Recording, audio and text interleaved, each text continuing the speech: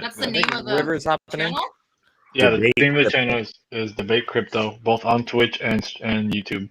All together without a space. Taking you guys into the heart of my home. I still don't know what Twitch is. It's okay. I will. You know, Joshua, I watch your lives, and you're like, "Oh, my Twitch fans," and I'm like, "What? Are people like twitching or what?"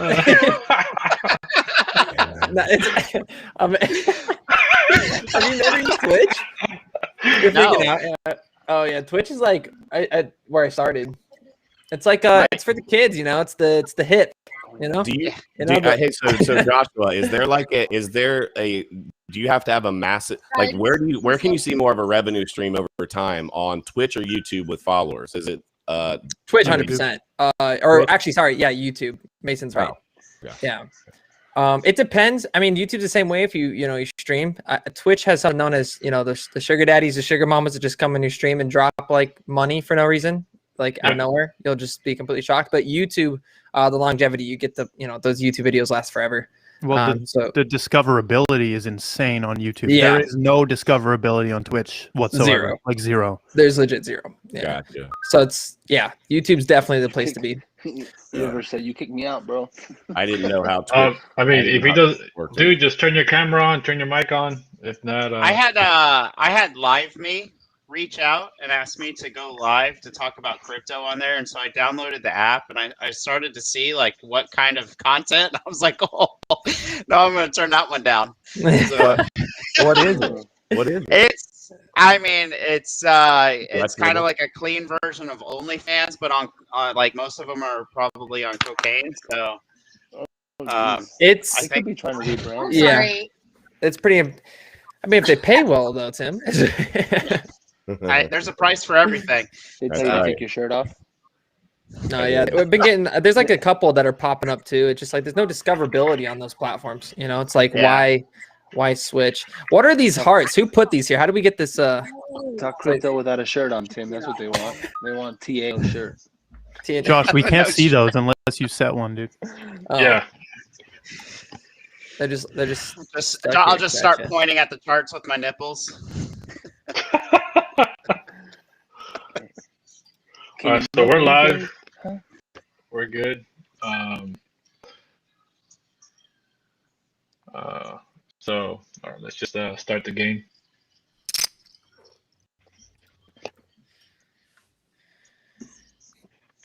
Here we go. Okay, what'd you do? You put them at 10,000. Okay. Yeah. All right. Small blinds 5,000, big blinds 10,000. All right, cool. I'll just remember to adjust them with time. So what's up, guys? Everybody got so quiet. Text me what you got, Mason. Yeah, bro. Masters of Destiny, Yeah, we got to see this flop. I mean, come on now. Crystal, you were the small blind.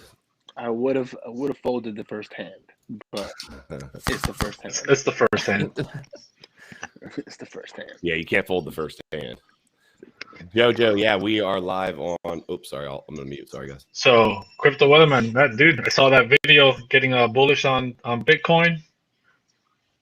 Specifically, I wouldn't say bullish. I'd say I corroborate the upward potential due to Palantir. Way to politician. I literally, I know. I literally uploaded a video before this. So still a bear, but not so much with Bitcoin anymore. It's naive. I guess it's kind of crab walking with speed, huh? Yeah. Well, I trust Palantir, like the amount of data that that company collects to forecast events, and the fact that they're taking Bitcoin. Yeah. It's really a hard fact for me to overlook. Yeah. I mean, especially as a forecaster. So if they're predicting the future and they're buying up Bitcoin, I mean, Palantir is also Peter Thiel, right? And he knows how to move in this space with Founders Fund. Yeah. Mason, how can I pin a comment onto so that like everybody that jumps into my live stream on TikTok knows what I'm doing?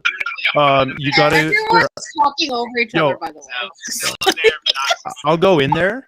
I'll go in there and I'll ask a Q&A question, and you can pin the question. You know, like the Q&A feature. Yeah. Yeah. What do you want me to say? Live on Twitch? What do you want the notification to say? Live on Twitch and YouTube. Okay. At Debate Crypto. Okay. Just Debate Crypto, all the same spelling? Yeah. DEBATECRYPTO. Yep. Okay.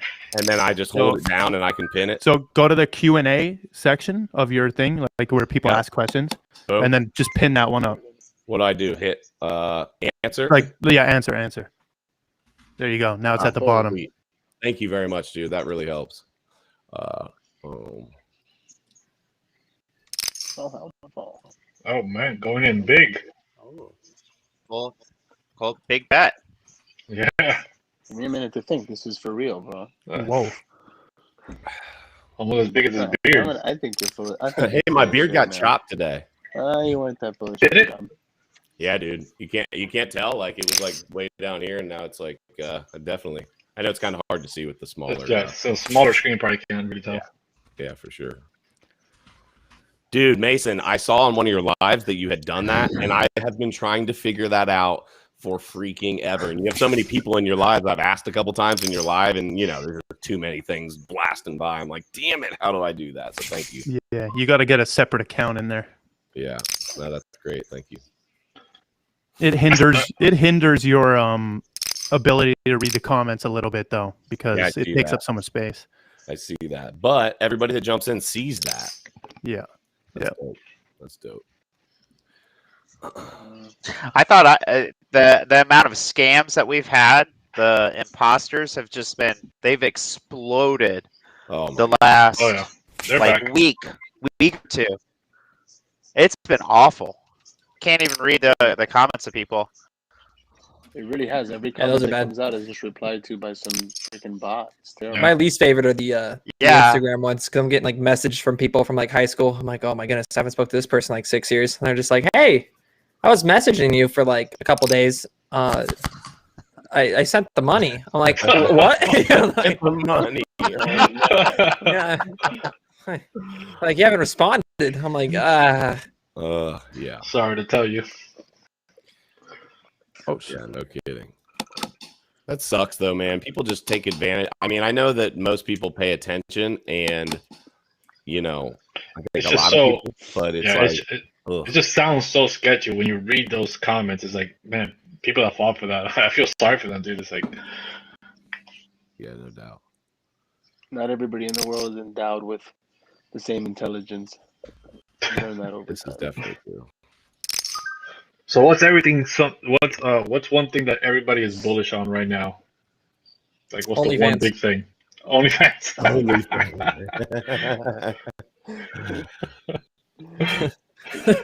Tim, did you sign up for OnlyFans already? Check. Oh. What was that, Crystal Lee? I thought Tim signed up for OnlyFans. No, you weren't in here. My wife has been getting feet pic requests ever since I brought her onto my TikTok. That is your fault. You explain it to her. How is it my fault?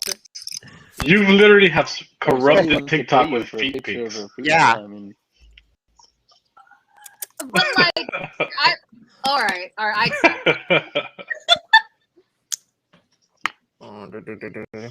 Yeah, but all seriousness, Bitcoin. I mean, obviously, I haven't really deterred from that for a while. And then, I mean, a couple other projects, but I don't know if you guys want to show projects. Well, I'd just like to say for the record that I called Audius a long, long time ago, and then got really lucky calling it like 2 days before the TikTok announcement. Yeah, it was literally just pure luck. I was interviewing Mac Lorden, and he asked me for a low capper, and I was like, man, I really like Audius. And then people were like, oh my gosh, that was genius. And I was like, yeah, I got freaking lucky. All right, I have a question for you guys then. So like, Solana ecosystem they're very like, give me that money. They're very like music and win with a artist pair? oriented. Yeah, I won Pair of Queens. Sorry, what'd you say, Crystal? Solana's like super music and artist oriented. Is that a better place for an NFT marketplace for like music artists? It's Solana? popping off right now. Solana's popping off right now. It really just depends. I mean, from like the music industry, it's like there's a lot more money flooded into Ethereum. So it just, I guess, depends on info. But I mean, look at Audience. They just partnered up with TikTok. So it's like, that's huge. That is huge. That does say a lot. I'm really big on the whole metaverse situation right now. That's the one thing I've been super bullish on. Yeah, you guys, if you ever want to have like a mind-blowing conversation, start talking to Miguel about like whether we're actually in the Matrix right now. We are in the Matrix. I mean, I just had that conversation with Crystal Lee before coming on here. We were live on TikTok talking about it. We're literally in a simulation. Like, we don't know like if we are the original simulation or if we're in a simulation within a simulation, and we're programmed to think that we're not like in a simulation. Anyway. Did you break there? I'm glitching, guys. They fried your circuit for saying that one. They're like, she's becoming too self-aware. Cut her down. That's heavy. That's heavy, Chris. I did watch Miguel. I did watch Player Ready 1 last night. So what'd you think, bro? What'd you think about it? Oh no, I mean the idea and I mean it's insane at the end when they're having like the war and like they're driving. Hey! Keep it down. I haven't seen it yet. Oh yeah, you still haven't seen it, dude? Like it's been a decade. I think spoilers are allowed. That's a good point. That's a really good point. I think. Okay, this is not a dead giveaway. Anyways, when they're like everybody's on their headset and they're like running through the streets like mad people, it's interesting. But just the NFT concept, fun. Yeah, the NFT concept in there where it's just everything. Go ahead and run, grab it. Jump into an entirely different world, and just create yourself. It's pretty sad for real life, though. And it's not just but it's not just creating yourself. You're in there making money for real world, right? There's people in there living their whole life to make more money so they can support their real life. And the real estate goes for the same amount as real life real estate. Yeah. The real estate is nuts. What's going on? Like, there's a whole corporation in that movie that runs inside the game, right? That's the same thing that's going to happen in the metaverse in real life. There's going to be companies ran through the metaverse making money. Hey, Miguel. So you think 2025 is the goal? Never mind, Miguel. Hold on. So Zuckerberg was talking about this. I posted a little interview about him talking about it. And in part 2 of the interview, he says that in the next 5 to 10 years, the metaverse is what Facebook is going to be all about. That's his goal. The next 5 years, he's going to revamp Facebook to pretty much be all about the metaverse. I always really like those very futuristic viewpoints, because even if it doesn't come to fruition as the exact image as he has, say, today. What that could diverge into is multiple different paths of opportunity, which is great business development going forward. So even with Elon Musk, some of the crazy things that he says sometimes as he goes on that journey, what else is he going to find? What other opportunities? So, things like that, interviews that I see like that gets me bullish. Yeah. Yeah, you saw there. He announced his little robot coming out now. Everybody's gonna have a robot butler. Yeah. You guys, is my mic okay? Yeah, you're good. Yeah, we hear you good. Yeah. I just dropped this link to the live stream in my Telegram, so you. Oh, dope! Thanks, dude. Oh, thank you, dude. I appreciate it. How many people are in there, Miguel? There's 8 people watching right now. On total? I believe so. I dropped the YouTube link, by the way. I've got Debate Crypto, right? Well, thank you. Yeah. Yeah, Debate Crypto. I put the Twitch link in my title of my live. You said 8 people. I got more people in my TikTok live than that. We need to get that up. Sorry, what was that, Andre? What did you say? I said, whose cards can they see though? Who's streaming this? They can't see anybody's cards. I'm streaming it, but I'm streaming it from a separate PC. So we talked about that earlier. That if I put my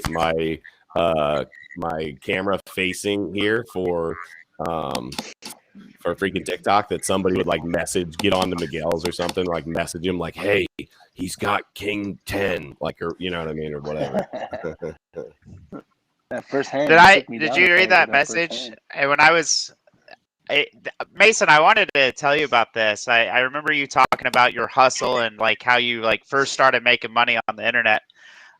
When I was in college, this was the time when like online gambling was legal for cash and stuff like that everywhere. And so I went to the store and I bought 7 miniature laptops and a bunch of like internet cords, and I ran them to dorm rooms across the hall. I would go into poker rooms, and it was 7 against 1. I was playing high stakes poker, made a stupid amount of money, and I was like, I need to stop before I get investigated by the FBI for this. But the world traveling that I did that year was fantastic. Oh my god! Oh my god! Yeah. See, things happen when there's no regulations. I just love it. It's amazing, dude. It's amazing. Just wild west, survival of the fittest. Speaking of regulations, who thinks regulations are going to be an overall like good thing, or you think this is going to have a lot more negative impact on the market? It's going to be good. Yeah, it's going to be good, but there's going to be a lot of negative back, right? Like feedback. It's not going to be a smooth transition into like a massive bull run. Yeah. No, we're already working on that, Weatherman. Out a lot of the bad. I think it'll be both, because if it's regulated, that means like it's getting the stamp of approval from the government. So the people that are like sus about crypto, they're gonna adopt because they're getting that stamp of approval. So I think it'll be good mostly. Yeah. I just think I think it's gonna be rocky at first. I think it's gonna be very rocky for crypto, and then might smooth out later.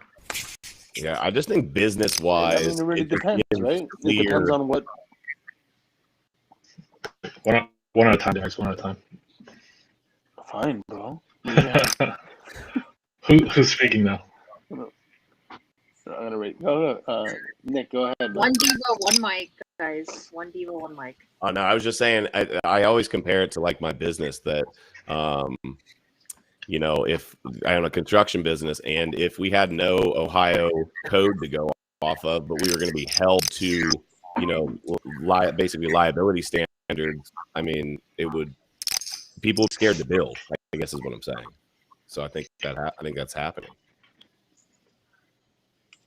Well, it's scared to quite some time without. I'm saying if there was no Ohio revised code in regards to doing what I do in construction, my company but we were going to be held liable for anything that we did incorrectly, but we didn't have a code to go off of, then people would be scared to build. You know what I'm saying? Would be scared to continue to build. And I think it's the same thing here, where these companies are saying, wait a minute, like, I don't even know what I can do, what I can't do. And we're talking big money. I think that's where it excites a lot of entrepreneurs, though. I mean, just like Tim saying that he used to like run landlines across hallways, like that's before me and Mason's time. It's like you probably had to like what was it, like Halo? You had to like sync your consoles together to play not cross-play or whatever, but a LAN party. A LAN party, thank you. But I think there's a lot of money to be made, and they're going to be taking advantage of it for the next couple of years. Yeah, I mean that's why they want to do it. They don't want to do it for the purest good reasons that on the other end, it's going to make people more feel safer about jumping into crypto. They just want their money. So who's got pocket aces, bro? Who's got pocket aces? Yeah, someone's feeling a little. Yes, it's getting hot here.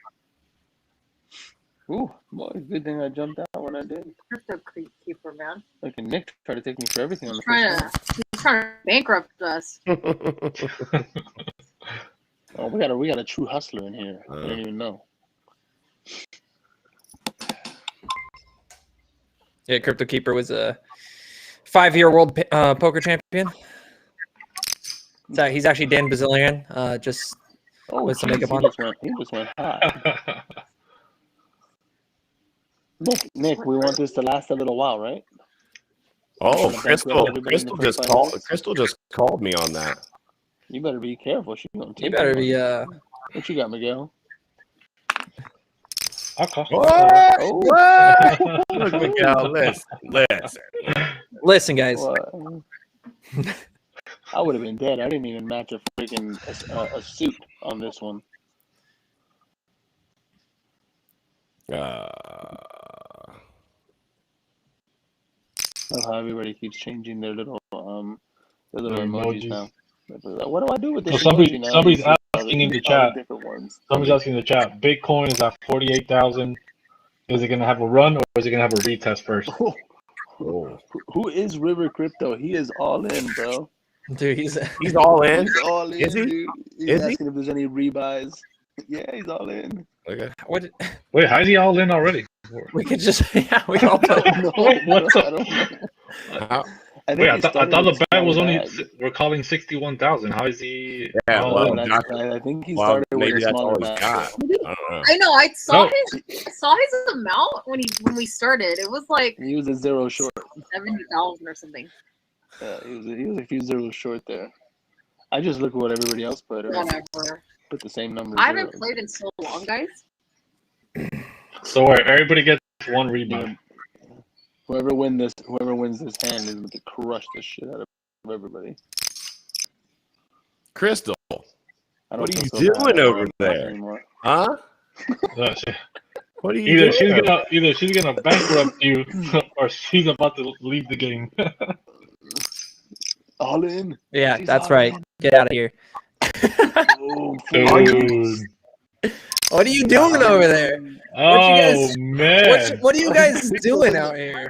Yeah. Listen, I had that 10 pushed me out. I had trip 10s. I don't know. What did you have? Gee, he had a full house. I had full house, 2 aces, and the trip 10s. You caught that ace on the river, though.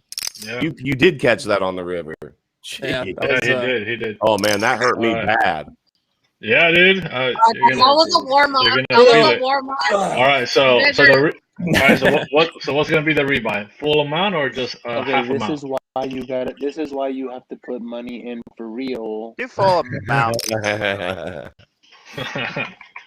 Hey, listen, I had trip 10 going into that river. I was trying. I probably would have still played that the same. I thought you had pocket aces. I would have still had full. He caught that last card. Yeah. So okay. Yeah, hold on. I gotta do everything at the same time. Hell of an individual, Miguel. Hell of an individual. So, guys, question: Bitcoin doing massive run, or we have 48,000? Are we pumping, or are we gonna have a retest? We're pumping. Oh, what kind of a retest? Hold on a second. Like, are we gonna like retest at lower levels first and then pump, or are we pumping straight from 48,000 right now? Excuse me. It hasn't pumped it. We're at 49. We're at 49 right now. I wouldn't be surprised to see us retest 47.5 and then head north. What's the weatherman saying? Yeah. What you got, Tim? I do think we're going to have a retest back down. No, just a quick peripheral glance. I do think we'll come down a little bit, but so Miguel, you took TA with me. Yep, there are areas that are very forecastable, and there are areas that are really not. And Bitcoin has been in like a really like neutral, foggy area, I like to call it, the last week or two. And it's been really difficult to forecast where it's going. But, you know, after it's ran from, because I originally put it at 38K back around the 20th, and it's been blowing my expectations since that point. So, you know, could it go up to 55? Absolutely. I think we'll have some resistance around 51. I have a really hard time putting my head around reaching all-time highs again. Like, that is an extremely difficult number and math to put in my head. What, the 65K? But, you know. Man. Yeah. I think the only way we don't do it is if we have that Black Swan event happen. I think other than that, it's happening. I believe it. I believe it to happen again. Just not necessarily in the time frame that some people expect. Or want. So you think we're gonna have a pump in 2022? I've heard you say that before, like late or mid 2022. Is that what you're saying? I think that we'll breach. I think that we'll breach over the 100K mark in 22. In 22, not at the end of this year. No, I think that's physically impossible without an ETF to launch for Bitcoin. Yeah. I agree with that, and I think that's going to be spring. Yeah. They're not going to approve the first 10 that came across their desk. It's going to be a futures Bitcoin ETF, and that's going to be probably around February, maybe pushing March. If one comes before that, it's rushed. So you think this run? You know, a good way. I'm gonna go ahead. Oh, you can finish what you're saying. I just was saying, you think that this run is actually going to extend? It's not going to go with the previous cycles in regards to time frames. Yeah. Yeah. My video I just uploaded. What I want to do is I want to see. I forget who I told this about. One of the best stock trades that I ever did was. Hold on. You gotta think. Give them a minute. Money's on the line. I'm trying to claw my way back here. One of the best stock picks that I ever did was Oshkosh, and it was they manufacture they manufacture vehicles and stuff, and the mail trucks. That contract was up for bid. It was a government contract. There were several competitors in there, and I researched who all of the executive members were on each one of the bidders and who the approvers were of that contract. And what it tied to...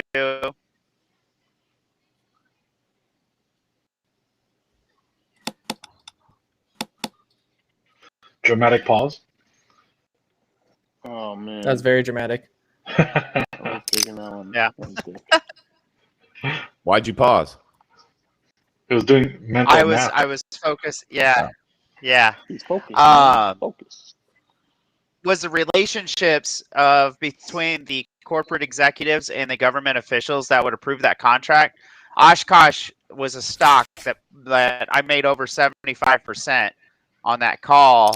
And so what I want to do is see who are all the executive members for all these ETFs that that have applied, and then see who besides, you know, which people in the SEC have a say in determining whether that ETF gets approved or not. That's like my big next research project that I want to do. So, because we got to figure out which one of these is going to get passed. I do believe that some of them are going to get passed. It's not all 10 of them, though. Yeah, it's only a matter of time before an ETF gets approved. So, sorry, I got distracted like 6 times during that. Telling you that forecast is getting rocky. Might be that drink. Man, I absolutely got hammered on that one by Josh. I got to freaking claw my way back. Dude, I like had the ace 10. I was like, dude, unless you have pocket aces, and I would have folded on the third, but it just pulled that. It kept pulling 10s, dude. I was like, oh, yeah, you had a 10 too, so that confirms. I'd tripped 10, so I figured, damn, I should be sitting pretty. Let's do.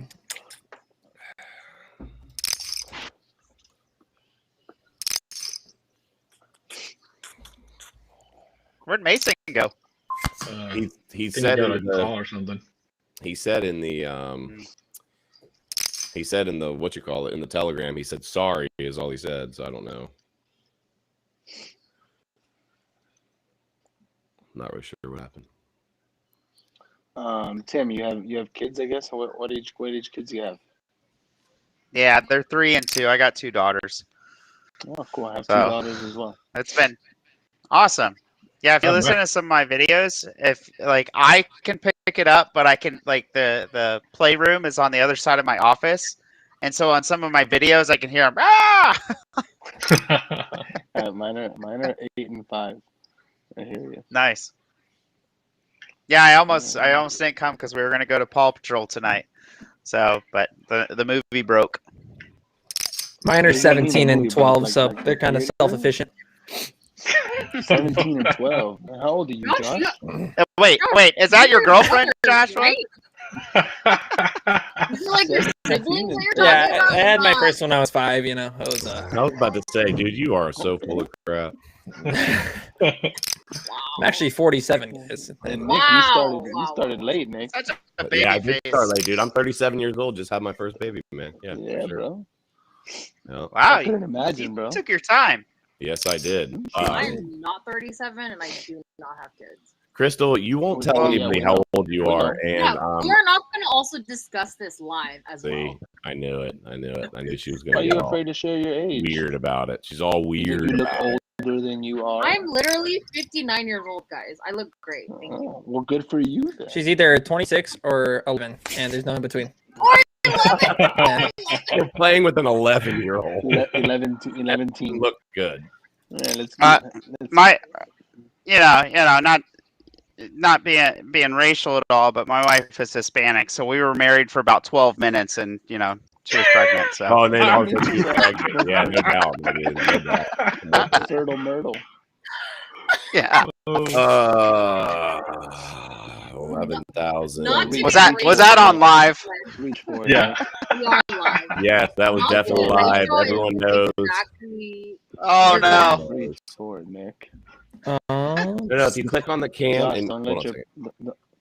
What's that? What's that? Let your holding speak for itself. Yay! Boom. Such a Oh, 2 winner. pair. Nice. I had nothing, but I feel like you guys are just bluffing. So I was like, we'll see. Well, it's because it ain't real money, bro. Okay, next time we play, it's real money. We find. It's gotta be. We gotta do real money for sure one of these times. This is not.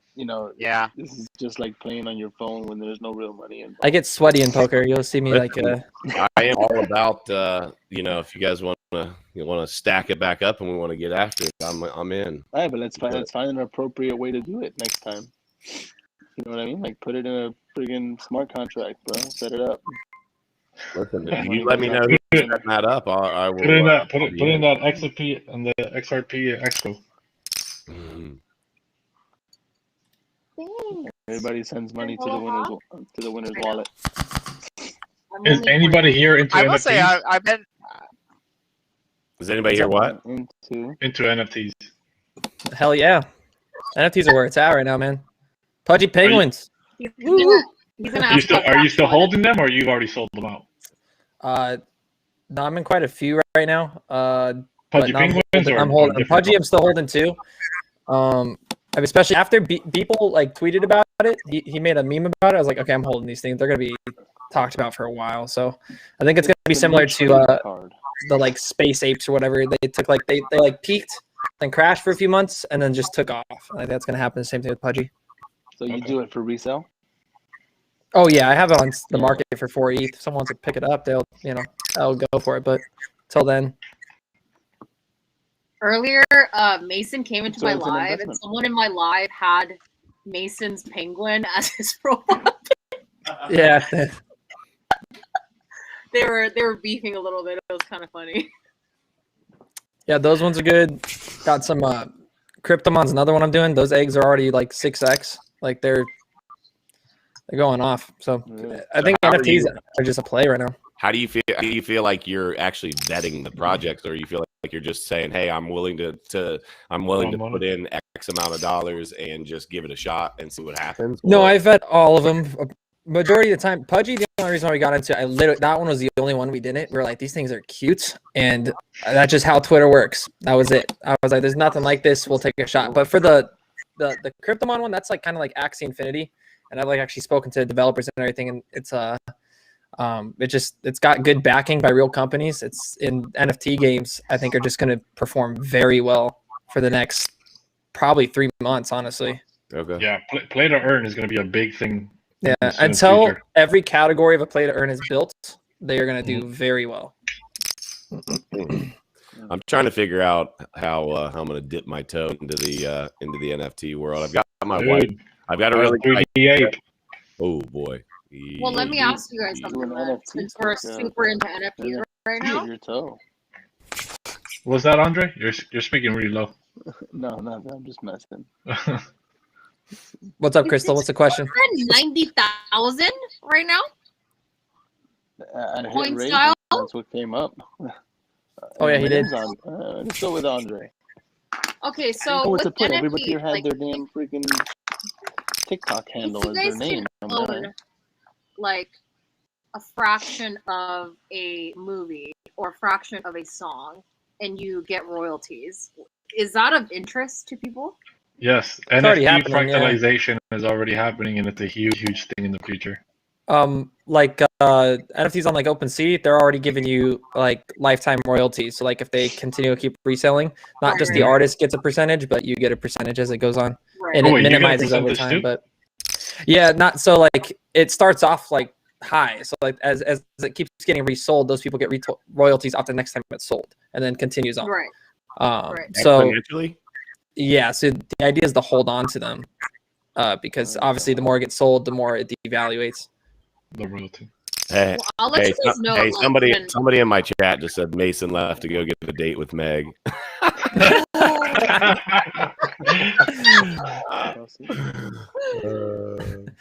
Goodness. Well, I'm working on a startup that has I know what to do. So I will keep you guys posted. So you guys can work on a startup. No, guys, the feet. Pixelated feet pics. They're 12 pixels, guys. Dude, that's already a thing. Have you not seen these? Each toe is a pixel. It's like a real thing, apparently. No, it's terrible. I'm getting like the best hands. I'm getting. Don't want to scare you guys. I'm just kidding. I mean, you are the juggernaut in the room right now. I want to be at the casino right now. Not playing this. Yeah, let's go. Let's talk. So, what's everybody's favorite positions? Like, who's Let's start with Dre. We'll go around the table. What's your favorite crypto you hold? Right now, I mean, at least the one that's doing the best for me right now is either Cardano or Matic. They both do really well. Cardano, I'm still interested to see how that takes off. I've been toying with this idea. I talked to Miguel about the centralization versus decentralization. I mean, the company that runs the project is centralized, right? It's deeply centralized. They're the ones that are deciding on the direction of the project. And what, Cardano? Interesting. IOHK. Yeah. You know, and they're the ones deciding on the direction of the project. Now, the program that they have built, the software that they have built or whatever, the blockchain is decentralized in its nature, but the directions that it takes are centralized. It's just an interesting fact when we talk about centralized versus decentralized. Like there's somebody controlling it, which makes it centralized. So you don't like that? Yeah, that's good. No, I do. I mean, they're all like that, though. I mean, he's pretty much saying that all altcoins that are all DeFi centralized in aspect that are ran by companies, right, are more centralized than something like, let's say, Bitcoin that doesn't have a true company behind it with like self-interest. Yeah, but at the end of the day, do you really think that we're going to get to a point at least anytime soon to where we truly live in a decentralized world? I just don't. I think that ultimately there's going to be those decision makers. There's going to be those heavy hands, those heavy hitters. Oh, they don't want decentralization, right? Like the people, like BitBoy Crypto call them the financial cartel, right? They don't want that. They need centralization to, keep things under control, to make sure that things don't get out of control. Right. That doesn't favor them. So I don't see decentralization happening. First thing they say, first thing is people depend on Coinbase, right? Because Coinbase, you can make sure you call them and all this stuff, and nobody wants to be their own bank and take custody over their own stuff. All new investors just want to keep their stuff on centralized exchanges. This is really stupid, probably. To a degree, yeah. It depends. I mean, unless you're going to pull it out and put it in cold storage, you're like, I see a lot of these videos, where guys are talking about, the DeFi projects and the staking and stuff. And the truth of it is that we need to talk a little more every now and then about the risk, because the risk can be pretty high. I mean, I was telling Miguel. The risk of what? The risk of losing the money that you put in there. In where? You know what I mean? Into these DeFi projects, some of these DeFi projects where you're staking, your different coins in these projects. Yeah, but when you're investing, the risk of losing your money is always present, right? Two pair. No, you're talking about when you're investing your money, the you're opportunity to lose it is there from a perspective that you made a wrong decision on your investment. Not in general, like transferring freaking coins from one platform to another and it's just lost. But that's part of being that's part of being your own bank, right? That comes with the territory. No, right? If a bank makes a mistake and loses money, it's on them. Obviously, they can always print more and change things around, but if you want to compete against banks and want to be your own bank, right, and have that freedom that crypto is promising us, right, that crypto revolution, you have to take some pain with it, and things like that have to be part of it. You can't depend on the system and want to break away from the system. I agree with that. So here's the thing, though. I don't care so much to have my. What I don't want is the country at large, right, to depend on a system that can fail the way that it has failed in the past. You know what I mean? So putting the power in their hands gives it the opportunity for them to fail, for them to make these decisions, these mortgage-backed securities, these credit default swaps. I'm just going as far back as 2008, but obviously you can go back way further. But having them have so much power allowed it to where if they failed, then the system failed. That's what I'd like to eradicate. It's not so much about me being my own bank, but if that's what it takes, then that's what it takes. I didn't the possibility of that. I couldn't really follow that whole logic. I mean, you want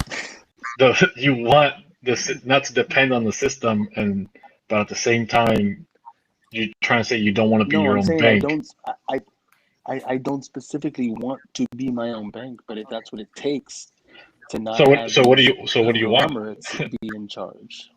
I don't know that's the problem. I mean, I feel like it's either there's a middleman which is either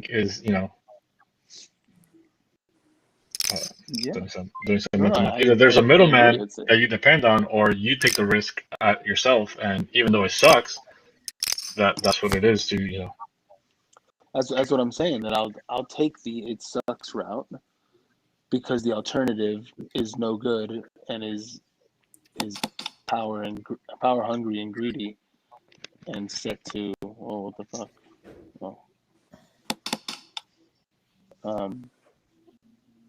Tim, you're muted. This card game is making me lose my train of thought. Am I getting muted? Yeah.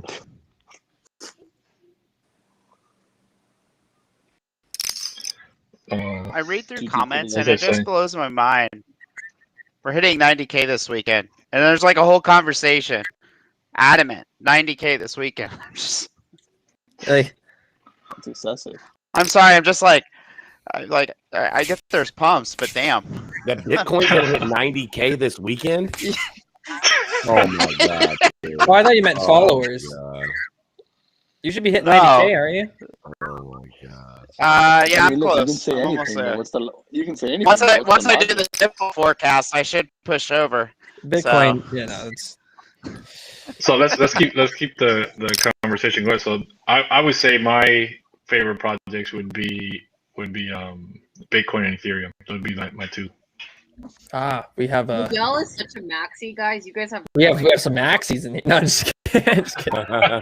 I'm okay being called Bitcoin maxi. That's fine with me. You're definitely a Bitcoin maxi. I'm long-term bullish. I'm long-term bullish Bitcoin. It's not my largest portfolio because I just started off with obviously Ethereum, and just as a college student, I was just going for lower cap. Yeah.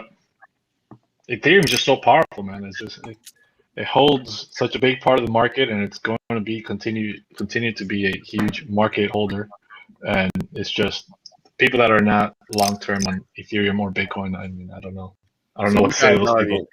You guys already know who my girlfriend is. Didn't win. What's that?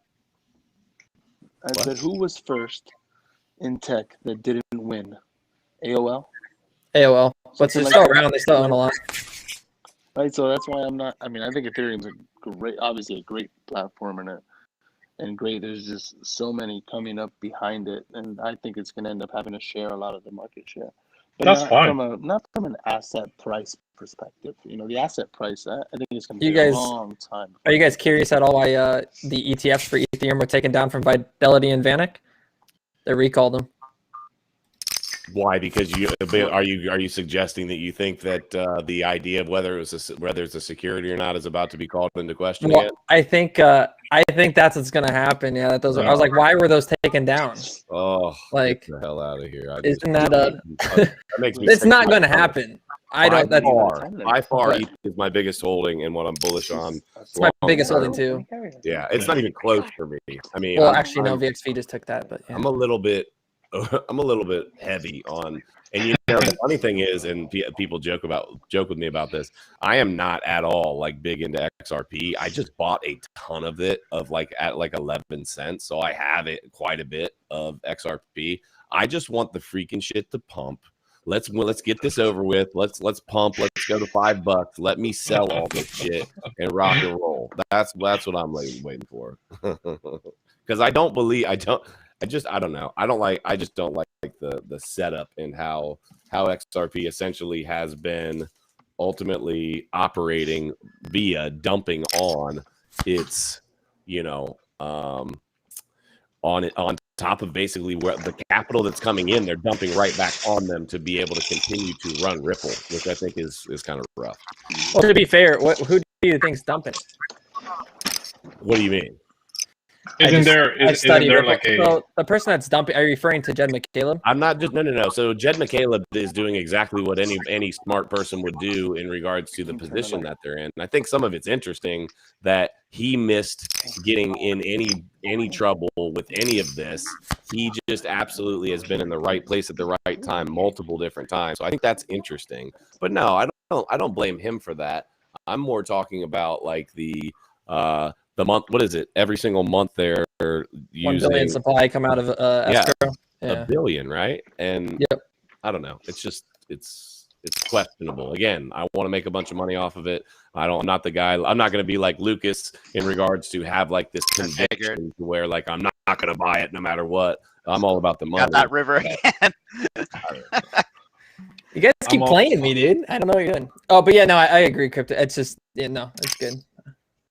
I expect everybody's opinion on it. I love everything from a standpoint of a company that they've just hit quarterly earnings, brought on partners, and absolutely destroyed it over the last decade. But, people don't like the fact that there is a chance they have competitors. They're going to be competing against SwiftGo, JP Morgan's, Onyx, There's definitely going to be more to the space, which is why I'm not a maxi, and I don't believe it's going to $589. Oh, my God. Dude, that's $589. Hey, listen, all of you in this poker game, just hit me up. I got some money for you. I'm like, when people say that, I'm a hardcore, I like my XRP, but I'm like, I'm going to be out by $10. Yes, I'm like you, dude. I got in like 15, 17 cents. That's like my whole dollar cost average to 30 cents. Let it go. It's like, why, for anybody that is in now, why are you holding that? Like that it's ridiculous. Yeah. That's something I don't understand is like, even regardless of what time frame that you want to trade in, like I think it's sad. There's going to be people that passed away with Bitcoin stored in their cold wallet and they'll have never enjoyed the profits from it. Like, let go of even some of these long-term investments. Like even those need to be sold at some point for a profit. But they don't though, because you're going to be able to borrow against it. Why would you do that and take the tax implications? Hold on. Because to me, there are opportunities elsewhere to reinvest those gains. But it's kind of and there comes a point of diminishing returns. There is only a certain price point that Bitcoin or XRP or HBAR can reach. I mean, it's just pure math. And I agree completely. This is why, are you guys familiar with the I forgot what his name, but the Doge guy that had $2 million in Doge? Oh, and he was this guy was hanging out with Graham Stephan, Andre Jake, and they're telling him, dude, pull out $1 million of it, put it into ETFs and let it go, because you get to if you're married, go get married if you're not, but you can pull out up to $70,000 in capital gains with not tax. So at that rate, if I had $1 million in crypto, that's instant into an ETF fund, because those 5-6% returns, I'm living off $4,000 or $5,000 a month, zero taxes. No doubt. You know, it's like, yeah. I've got a buddy. I've got a buddy because I've got a few of my friends that we invest in stuff, and he has built his account up so much that he almost entirely lives off of dividends. Like, sorry, that's life, man. Completely lives off of dividend stocks now. Yeah, I mean, not a care in the world. Like, is he wealthy? Yeah, he has millions of dollars, but he lives a regular lifestyle because he generates about 120. I don't know the exact number. $120,000 a year, just living off of dividends. And it's the same form. Like, if you put enough into like staking and stuff, you could do the same thing.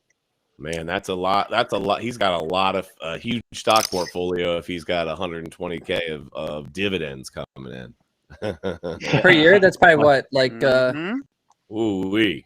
That's, I mean, he's got a nice portfolio, no doubt. 4 to 5 a month, I think it's like it's gotta be like 2-3 million. Because he did. Whoa, what was that? Yeah. As voice halter. But yeah, it's like the meme. I posted a meme the other day on like Instagram, and it was like a guy taking out 2 girls to he was like hitting on 2 girls, and he's like bragging about how rich he is in crypto, and like, oh cool, you can buy us 2 drinks. And he's like, oh, it's not real. Right here, Miguel. What was that? I said, here it is. I'm about to have to rebuy, by the way, just giving you guys a heads up. Keeping my poker feet. About to have to rebuy. You were saying, Joshua? Oh, I was just saying, it was like, I was using as examples, people like will have all this money in crypto, but they leave it and never use it, and they're crypto rich, but not like actually, you know, they're paper rich. They're paper rich, yeah. It's not real, and they don't ever realize their gains, and then it's just they get stuck. You're saying they're not actually living. They're not actually living off of the gains. It's just sitting there in a freaking half a dozen wallets or whatever, but they're not actually doing anything with it. It's the like ideology behind a maximalist. It's like they refuse the sell. Like, I know quite a few people like in real IRLs and on the internet, but like have 75,000 XRP, right? If you have that, like, and they have nothing else, they don't diversify. They've been holding since, same like us, since 15, 16, 17 cents. And they refuse to diversify. But I was like, at this rate, like now I'm in NFT projects. I'm trying to get in on pre-sales. I'm trying to, I'm like well diverse. I have ETF funds, more income. And like now they're all pivoting. And it's just like this ideology just gets at this big snowball. And that's when they become maxis. And they just like, oh, this is the one world currency. I'm like, dude, you're just, there's a point in time where, if you don't realize your gains, there's just too much risk involved. I mean, you're never going to actually change your life. That's really all it is. Yeah. It's true. I could definitely get on board with that.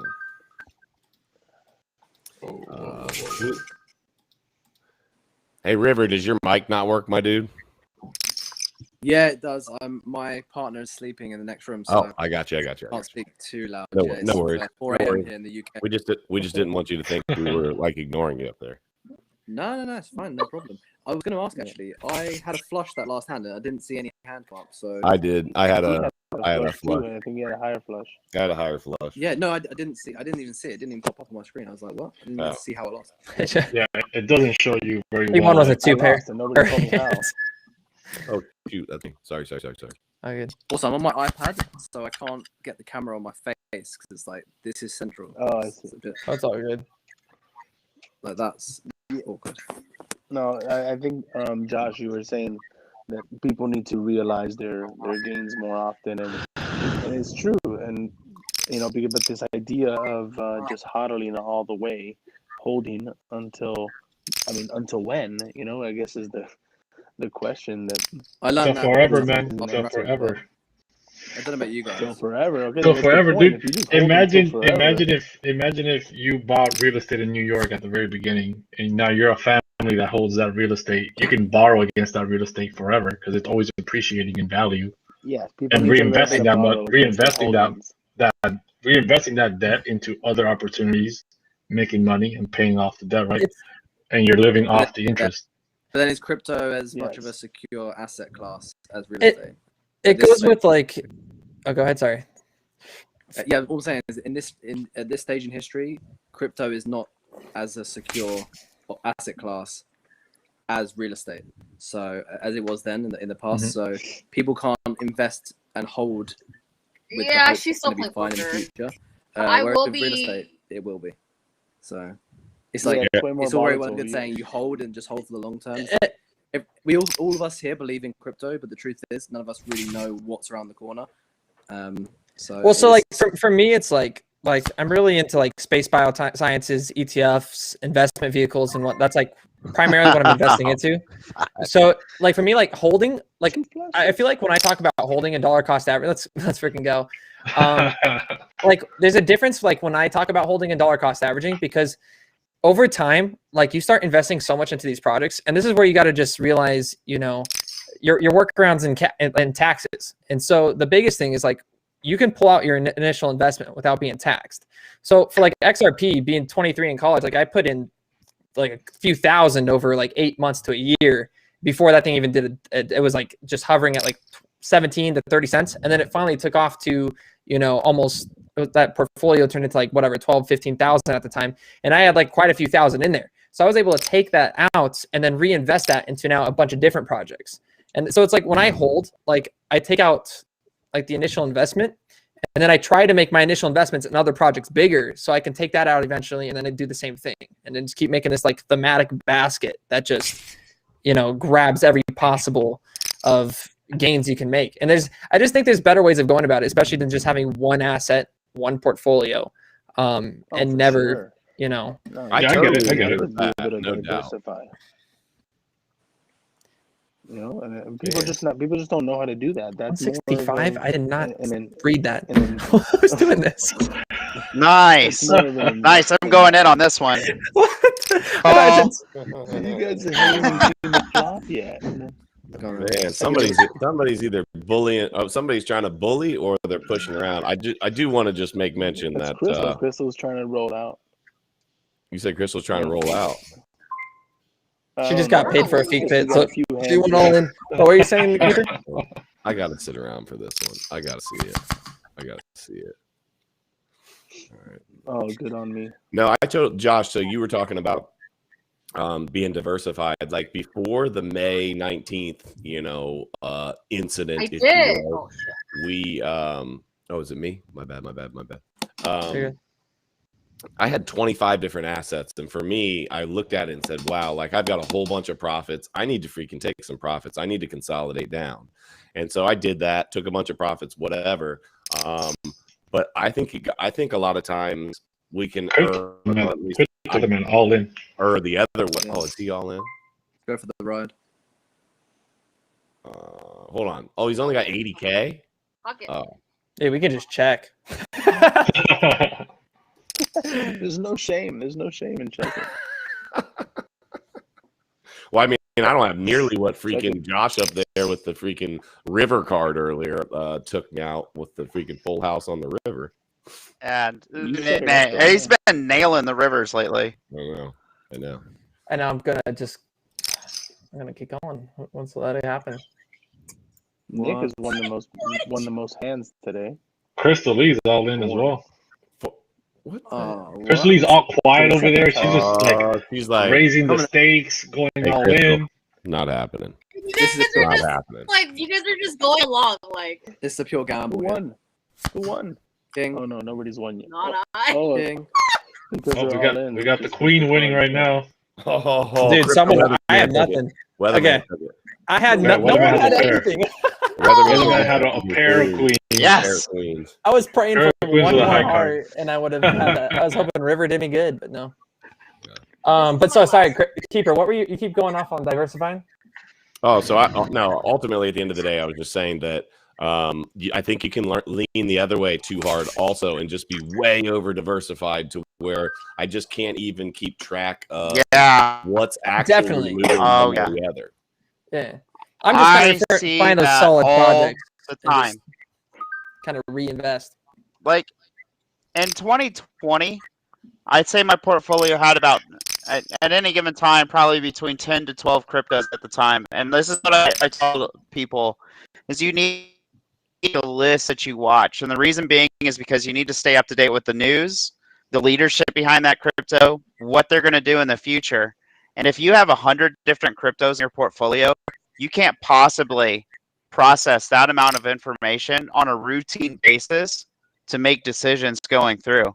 I mean, right now I have 4, which is, pretty light, but even when I truly believe like this is a time to jump back in, I still am only going to have maybe up to about 10 to 12 so that I can continue to monitor what's going on in the market with those, particularly as we progress each day. All right, let me ask you a question, Tim. Do you feel like, how if you're invested in a stock, right, and your due diligence and looking through that company and their financials, you have more data and more ability to research them than you do a crypto, right?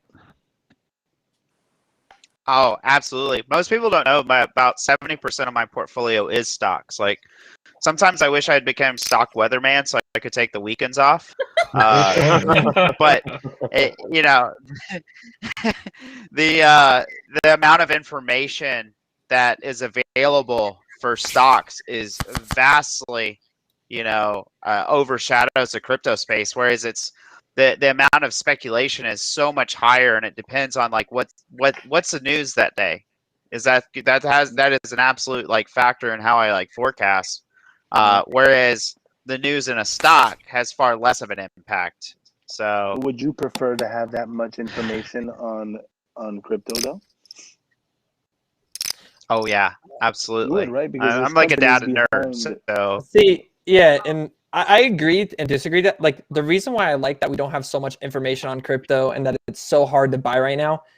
I mean, I love it because it just means we're so early to it. There's going to be some impressive gains. I was like, once regulations come out, you're going to get your quarterly earnings. You're going to get your yearly up. You're going to have to see everything they're invested into. Everything's going to be on a piece of paper. So it's like where we get to play our times. Because I mean, 100% the way to go, I think, is just ETFs. Like that's just low risk, live off dividends. Make it right. Get into real estate and don't have the headache of like you said, Tim, like we're checking the market every single day. But the reality of that, you never know what's going to move that needle. Josh, you're able to say ETFs because you've built up a nice sized portfolio. But for the new investor, right, that's coming in and saying, hey, they're trying to build something, a freaking ETF is not the way to. I mean, I guess if you're going to tell them, hey, let's look 30 years down the road, for sure. But people are trying to get into crypto to actually make something happen right now. And so that life-changing money. So the 100%, which is like what I like tell people every day. Because like my story is, 23. I started with $25 to $50 a week, whatever I could afford. Whether it wasn't, I was eating top ramen and PB&J, like no job. COVID hit me hard. It just kind of He's Crystal. Take it easy, Crystal. I just folded out. I was too busy chatting. Had a full house. You gotta go do her. Bye, Crystal. Have a good night. Bye, Crystal. I got so busy chatting, I had a full house in my hand. No, you didn't. Let's keep it 100. Okay, Tim, come on. Whatever. Not. Show hand. Here's a perfect example. So like I find like forecasting or trying to predict where stocks are gonna go a lot easier than in crypto. Like a perfect example is Cardano. When it was sitting at 214, in my eyes, that was like, and what was the next article that came out a day later? Oh, it's being listed in Japan, and it just blows those forecasts away. An extra 50 cents, which is pretty significant in crypto. So, yeah, and that's what I really try to convey to people is like these forecasts are good for a period of time. The moment Elon tweets or the Wall Street Journal posts or the Federal Reserve makes a decision, like boom, the market's going to react in crypto, whereas the stock market takes a bit more time. It's kind of like it's such a mass, it's slower moving. So yeah, I think that's one of the biggest negatives. I think the two biggest negatives to crypto is one, obviously how easily influenced it is by individuals, like popular individuals. And then secondly is how sensitive it is to news. I mean, yeah, that's great for swing trading, but obviously there's a huge element of luck. involved with that, and obviously it's just dangerous, especially like with leverage trading and stuff. So, but like, what else would it? like, what else would it be sensitive to, though? What else could it be sensitive to? I mean, there's not like there's earnings reports. There's only whatever that company decides or somebody wants to report that well, I think it's end up knowing about.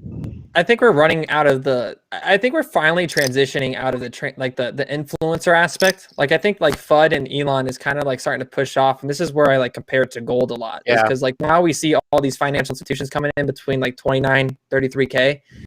It's like every single day you're getting 2 new big corporations coming out, or financial institutions being like, hey, we're offering, investments to our clients. So I'm like, I think we're finally going to hopefully start transitioning from that. It's still 100% going to be the most manipulated market until regulation comes. But I think we're finally out of that phase of Elon tweets out and totally just, sends Doge to the moon.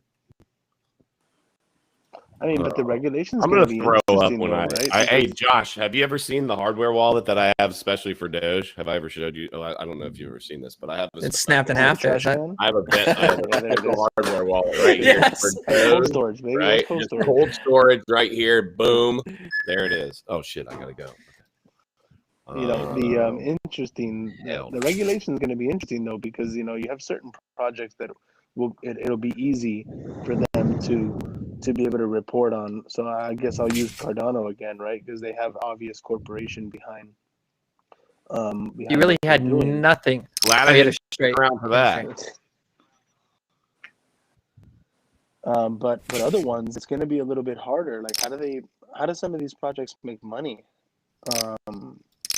Like what? Like, what do you mean? Is what kind project? of an interesting question. Like, well, a lot of them are working closely with like regular, like you have like your smaller ones that really people don't talk about, which are gonna be like Alliance Block, Quant, Vector Space, like that are actually like bringing real like cash flows into the company. Even Ripple, XRP. Ripple is one of the only, actually probably the only non-speculative project on the entire market. If you think about it, it does over $2 billion in transactions per day. It's producing real income. Yeah, despite them being in a lawsuit, they're trying to work with regulation. I think that's where it's going to come over time. But like Vector Space is one, which is one of my largest holdings. But they're going to be they build investment vehicles, so they use AIs and machine learning and data sets, and they grab real world data, stocks, crypto, and they find like hidden relationships through AI, and bring out like real investment portfolios that outperform your Michael Burry or your biased asset managers. And these portfolios outperform. They've been doing it with COVID. They've been doing it with like space biosciences, and they produce or can and will produce hundreds of like billions of dollars. So I think that's where a lot of these, again, like 5 years ago, a lot, like 95% of these cryptos will disappear because they do nothing. So Josh, let me ask you this. One of the things that I love about your TikTok page is that like you can tell that the research that you do and the way that you present it, like it's on point, man. And I really like it. So I wanted to tell you that. But one of the things that I love is like you can tell that you've really done some deep dive and research on a lot of this stuff. So I do the same. But I guess my question to you would be, where are you finding a lot of information on some of the newer projects that you feel that, besides just reading a white paper, besides doing some basic surface level stuff, how are you getting deeper into some of these projects? Yeah. Thanks, by the way. But honestly, reaching out to developers as soon as I can. 99% of the time, I mean, especially at this rate, it's almost 100% of the time. I say, hey, this is what I got. Would love to talk to you guys' project and just kind of get behind the scenes and see, where you guys are coming from. For example, what I've got, you're utilizing your following. Yeah, and it's just to talk to a developer. It's not like they're getting me inside information. It's stuff I can go through on the white paper. But some of these white papers, you've seen them, they're 40, 60 pages long. Yeah.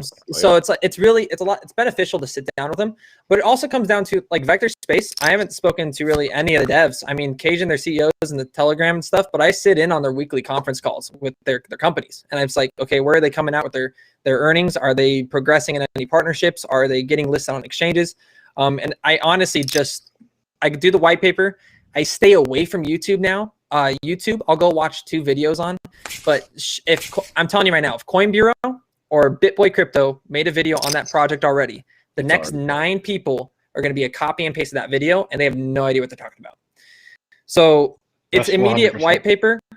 immediately to the Telegram group, and then immediately reaching out to the developers and really trying to understand where they're coming from. I watch interviews with interviews are probably the best place you can go. If you can watch the CEO speak on a panel, you can take notes throughout 5 different interviews and really come out with some great analogies, great examples, and really understand the project. So then my question becomes, do I have to have, so I'm a newer creator. I've just started this, 7 weeks ago or whatever, and I've got a little bit over 14,000 followers. Are you able to, am I going to have to wait a while to be able to leverage that? Or are you saying hey, they want to get people involved, period, and they're going to talk to you? Yeah, it depends on the products. If you're messing with top 100, market cap altcoin, 100%. They're going to, their marketing teams just reaching out, and that does come beneficial over time. Yeah. But for example, Vector Space, they, or VeChain, you can get into their Telegrams and they have developers, admins that will message you perfectly fine. Nothing wrong. It really depends on the team's marketing. But a lot of these projects, I recommend just getting in a Telegram. It doesn't matter your size, if you even have a following, if you're even making content, if you're just asking questions. They have moderators, their CEOs, developers actually in there just working with you. Telegram's probably the best place. How are you getting into their Telegrams? I'm just not familiar. The only Telegram I have is the chat that you and I are in. That's the only Telegram that I have at all, period. Okay, yeah. So go to their websites, and usually at the bottom of the page, it has a link to their Discord, their Telegram, and their Twitter. If not, go to their Twitter, see if they have a Telegram on Twitter. But you can also just type in, VeChain Telegram group. Try to join VeChain Foundation's Telegram. Google, or as stupid as that sounds, I always thought that the Telegram groups were literally invite only. So I never even tried to jump it. Yeah, exactly. Yeah.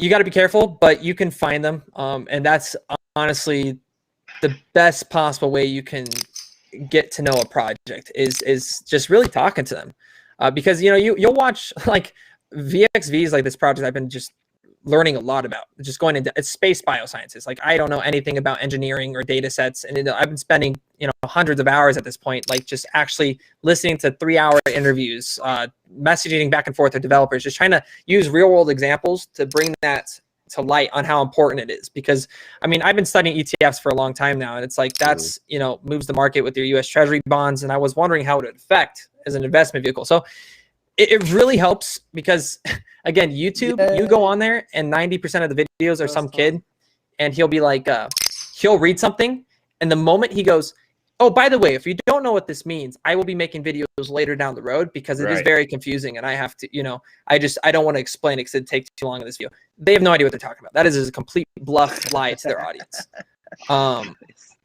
No, they know, Joshua. No, it's and it just it's on TikTok. You see all these kids on TikTok, it happens all the time. There's a lot of. Is this your... I'm sorry. I just no, go ahead. No, I just yeah, this is full time. I work with Kryptonite. I'm actually business partners with Tim over here now as well.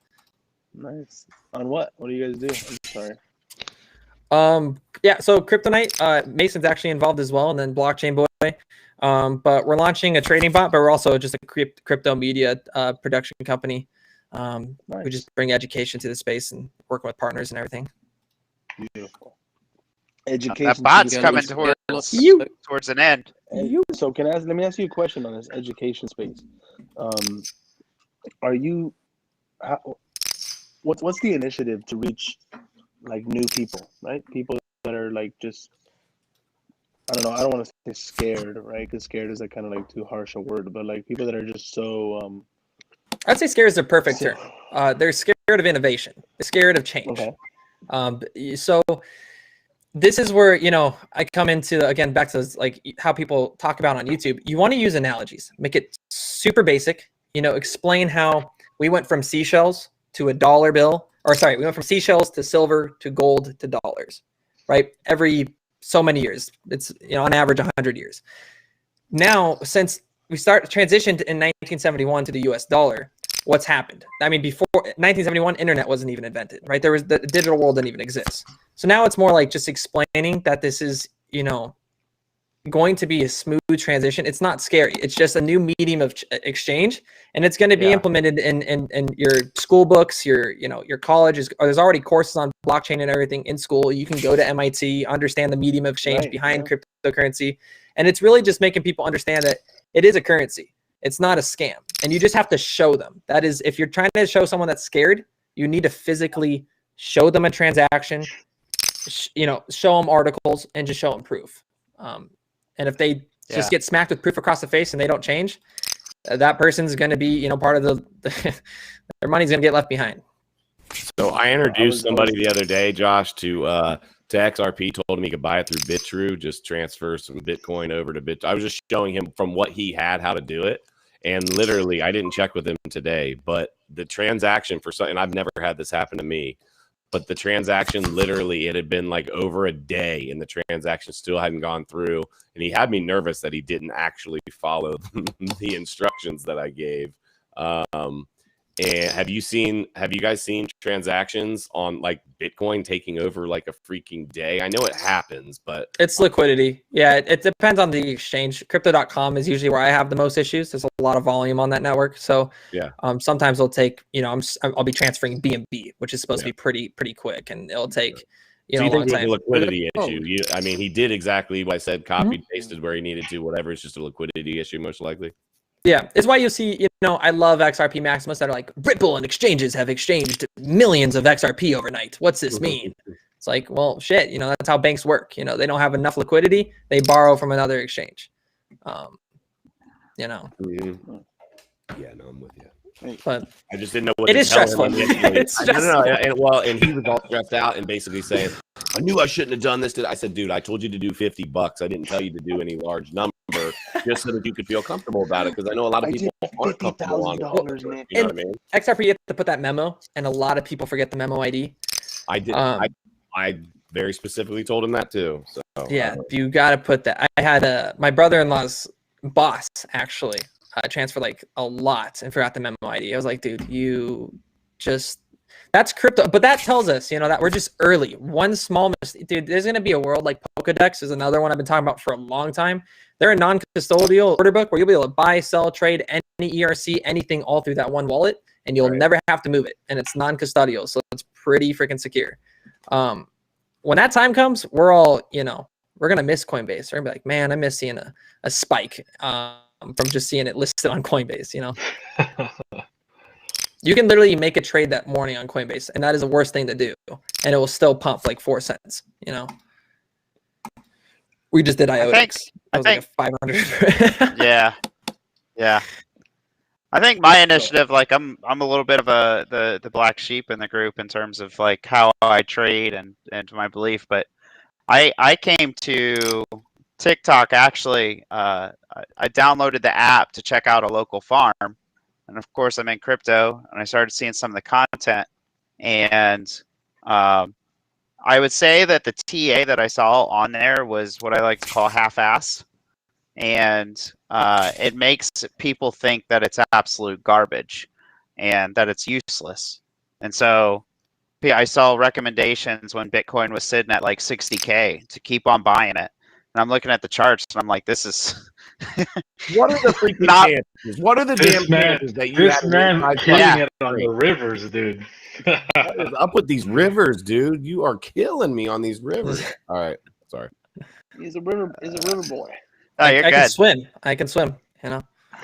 But yeah, no, I agree, Tim, 100%. So I started teaching it, going on, and that's what got my account started, was like, showing in depth. Now it's extremely complicated. I'll be making a couple videos later about it. Let's see if I can get a rise out, Joshua. I can't explain it, but I'll tell you later. Come back for the next. I can't explain it, but the goal was to show that it's a beneficial tool to help you make decisions. It's not like this magic, glass ball that predicts the future. No, and so, right. I'll take swipes to the face when I get some of them wrong, which does happen. I mean, that's part of trading. You're going to have some losses along the way. And so my goal is more so to teach people some of these basic tools to recognize peaks, to recognize troughs, and you'll be a little bit more equipped on when you want to buy or sell, regardless if you're a day trader or you want to hold for the next 5 years. You've got a better idea of when are better times to make those moves. Yeah, like 3D charting so that's and stuff like that. Yeah, so that's really my goal. And like I tell you, one of the things I really like, I love being a part of Crypto Night, but one of the things I don't like doing is like I do signals and I share the trades that I do during the day. And like I honestly like personally don't like the responsibility because I know that there are hundreds of people making these trades based off of things that I say. What I would rather do, and we're setting up a classroom now, is teach these people the skill set that I have, so that when they're sitting there on their phone at 1 o'clock in the morning, they can use the tool themselves to make the decision on their own. So that's truly my goal. So, and I think, you know, coming off that too, I think like, because I know, Tim, you know, I don't make predictions whatsoever. I kind of just, you know, go with macroeconomics and just where I believe, you know, commodities and everything going. But you know, I think Kryptonite, we've been, especially with you, I think the classroom style is way better as well. Because like you're saying, I mean, even from my standpoint, like screw hodling, I mean, trading, that's what we need, right? The basic tools. Even for me, it's like, that's why I don't make predictions. It's like, this is what you can look at from, you know, a steady point of view. Oh, hold on. Sorry, I'm going to sidetrack real quick. I checked. But just teaching people is way better. I meant to bet. that threw me on. Dude, the freaking river again. What the hell is up with you? Yeah, bro? The river is just giving me some love, man. I meant to bet though. I was like, it's gonna give me a 6 or an 8. So I just knew it. That's 3 hands on the river. You have taken my money. Good gracious. You're giving it away, bro. You're giving it away, Nick. You got to play better. Apparently. So that's super cool. Yeah, I think you know, Garrett is my partner, and I don't know if Josh and hey, River Crypto, what's your actual first name? River's actually my name. Oh, River is okay, perfect. In the river, I played the river, you know. And Josh, you have been. You know, so we started like this apparel company because I thought that most of the apparel for crypto on the market was garbage, and I thought that I could do better. So we started that. But my big dream from the moment that I met Garrett was to put on massive crypto festivals to bring in the people, bring the people in with music and fun, and by way of osmosis, you know, with what we have there to offer, like, you know, courses, if you will, and freaking speakers and things like that, have them end up learning and just kind of like being like trigger in their mind. Oh wait, this is not so bad. You know, this is cool. Yeah. And I'm in Miami, which is, you know, a mecca for this, and I have a ton of contacts down here. It's just the event space right now is not phenomenal right now to be able to do it. Yeah. If you're bluffing me on this, bro. That's maybe one day you'll get that. Personally. I just don't have the hands. Did you go to Bitcoin Miami? I'm deep enough in. I'm going for it. Miami was sick. Much love, man. That's Give me the river. Are you serious? Are you serious? You got it again. That's he's coming up on a drought, bro. I'm telling you guys. Oh my God. Guys, I got to get on TikTok and unfollow Joshua. Oh my goodness, dude. Be right back. But when we get to that point, Josh, you know, where we're putting that stuff together, it's all about right now. What we're doing is just developing connections. You know, like I met Nick and I met Miguel, and it's just building the network of people that we know, so that when it comes down to that, you know, we have the people that we entrust to teach the public who end up coming to the event, you know? No, 100%. And I think, honestly, if you guys haven't been, because I've spoken at a couple conventions now, if you guys, the first thing you should do, that was the first thing I did. I think we went to Miami. I had like 56,000 followers or something like that. Maybe 60.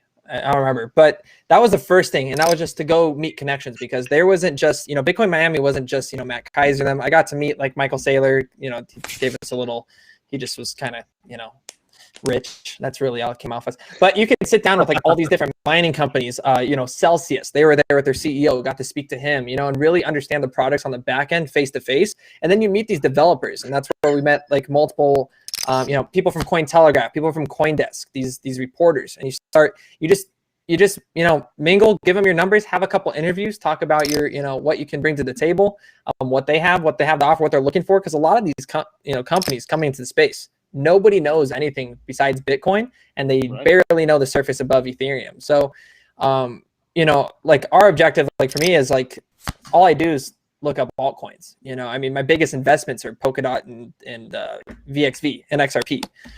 So you know, I focus on the altcoins. If you can bring any lights and just go meet these companies, talk to them, understand the, you know, what they bring to the table, and then reduce that back to your audience, it builds up quick. So I definitely recommend, if you're in, especially in Miami, you know, definitely check out those. That is honestly what changed the game for any of us. It's awesome. I was kind of like annoyed because I was actually in Jacksonville when you all were down in Miami, but I was still a small fry at that time, so I hadn't, you know, I didn't realize going to Bitcoin Miami would probably be a good thing to do or something. So it was surprising. I was watching. I mean, I had 60,000 followers at the time, and it was like the crypto space is so small. People are coming up, and you know, I literally had people coming up and pitching me like, "Hey, this is my company." I'm like, what? Like, it just blew my mind. So it's like, it doesn't matter your size. When did you? Even if they don't start? April, I started going like full time with content, and then it turned into like full time probably May. But my first video was like March 1st, bro. That's like 3 months ago. It's insane. Yeah. So I started. My first video was April 20th, I believe, was my first one. Wow. We were a little late. We were a little late because we started building the company and didn't start doing content until after the whole website and everything was built. And that was like that took me like a month to a month and a half to build all that out before we started jumping on and doing any sort of content.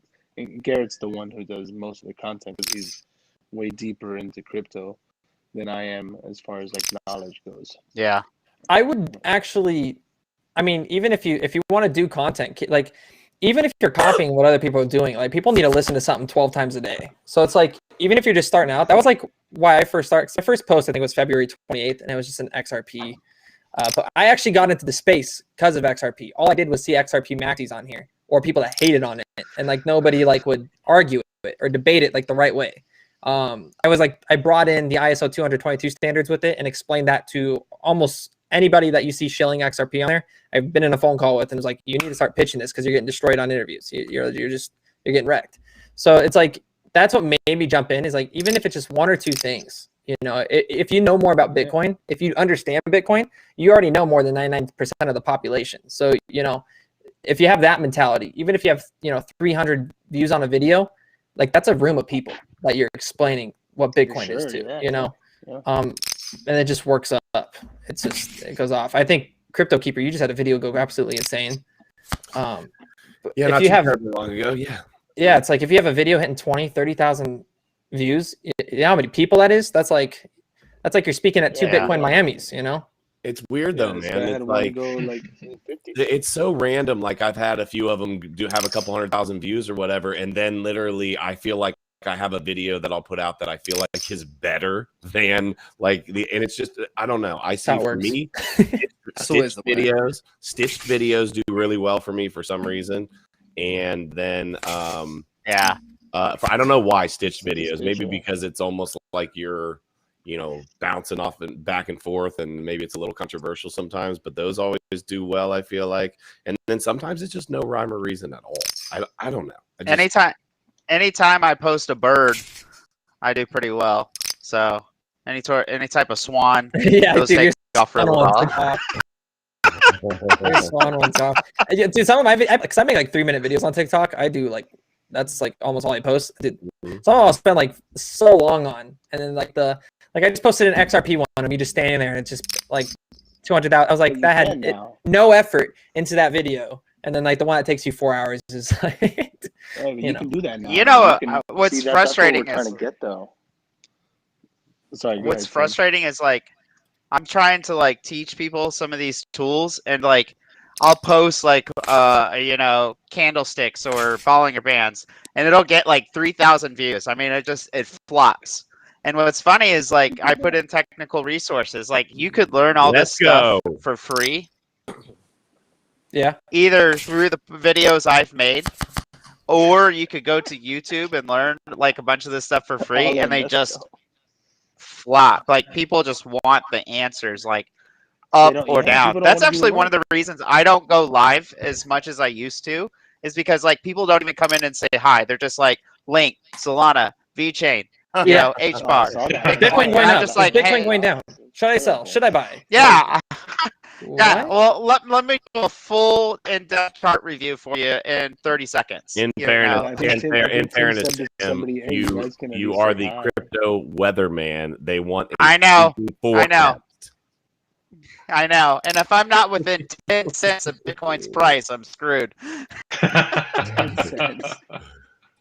Do you think that's more about the? Who the fuck did that? Well, I mean, hey, Tim, you can't even pick right which way the market's going right now. So, I mean, what are we supposed to think? It's pretty tough right now. I'm just messing with you, dude.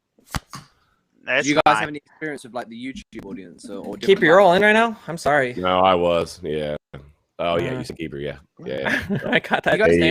Hey, that river loves me, man. Miguel, I'm feeling lonely over here, my dude. I'm feeling very lonely. I'm eating people tonight, man. No, but like Tim, they've been playing for money. Miguel, give me 10 million, Miguel. I wanted to get into trading, so what I did is I went to Udemy and I started looking up courses. How do I buy you in? Courses. What? There's so much talking, I couldn't hear you, Dre. Sorry, I said I wanted to get into trading, so what I did was I went and I found a course. Instead of going and just like following somebody, like, tell me what to do. Tell me what to do. I decided to just go learn for myself, bro. And people don't want to do that these days, especially and that's the generation, unfortunately. Yeah, it's really bad. What's funny is I had a professor at my school when I was younger. So if you don't know my background, I started trading in 2007, and was like, and it's very similar. I guess it's why I'm like the bear now, but like the euphoria and the mania that I feel today is the same feeling I had back in 2007. It was the same type of environment, and so it raises my cautionary flag because in 2008, like I was a young kid and I lost like half of my portfolio from that crash. And my risk adversity is much higher than most people, especially younger. Like I've built my portfolio for 14 years, so like I'm not going to YOLO into some position because I'm hoping or dreaming on something. You're emotionally intelligent now. Hold on. Yeah, but I had a professor that sat down and taught me some of the basics. After that point, once I like started, I was in the Navy. I was in the fleet, and I was investing 5-10% of my check for years, and I continued learning mostly through YouTube. Like I usually point people, go to YouTube, like it's free, and there's tons and tons and tons of resources there to make yourself smarter. And I continued learning over the years, and I've gotten, I think, pretty strong with it now.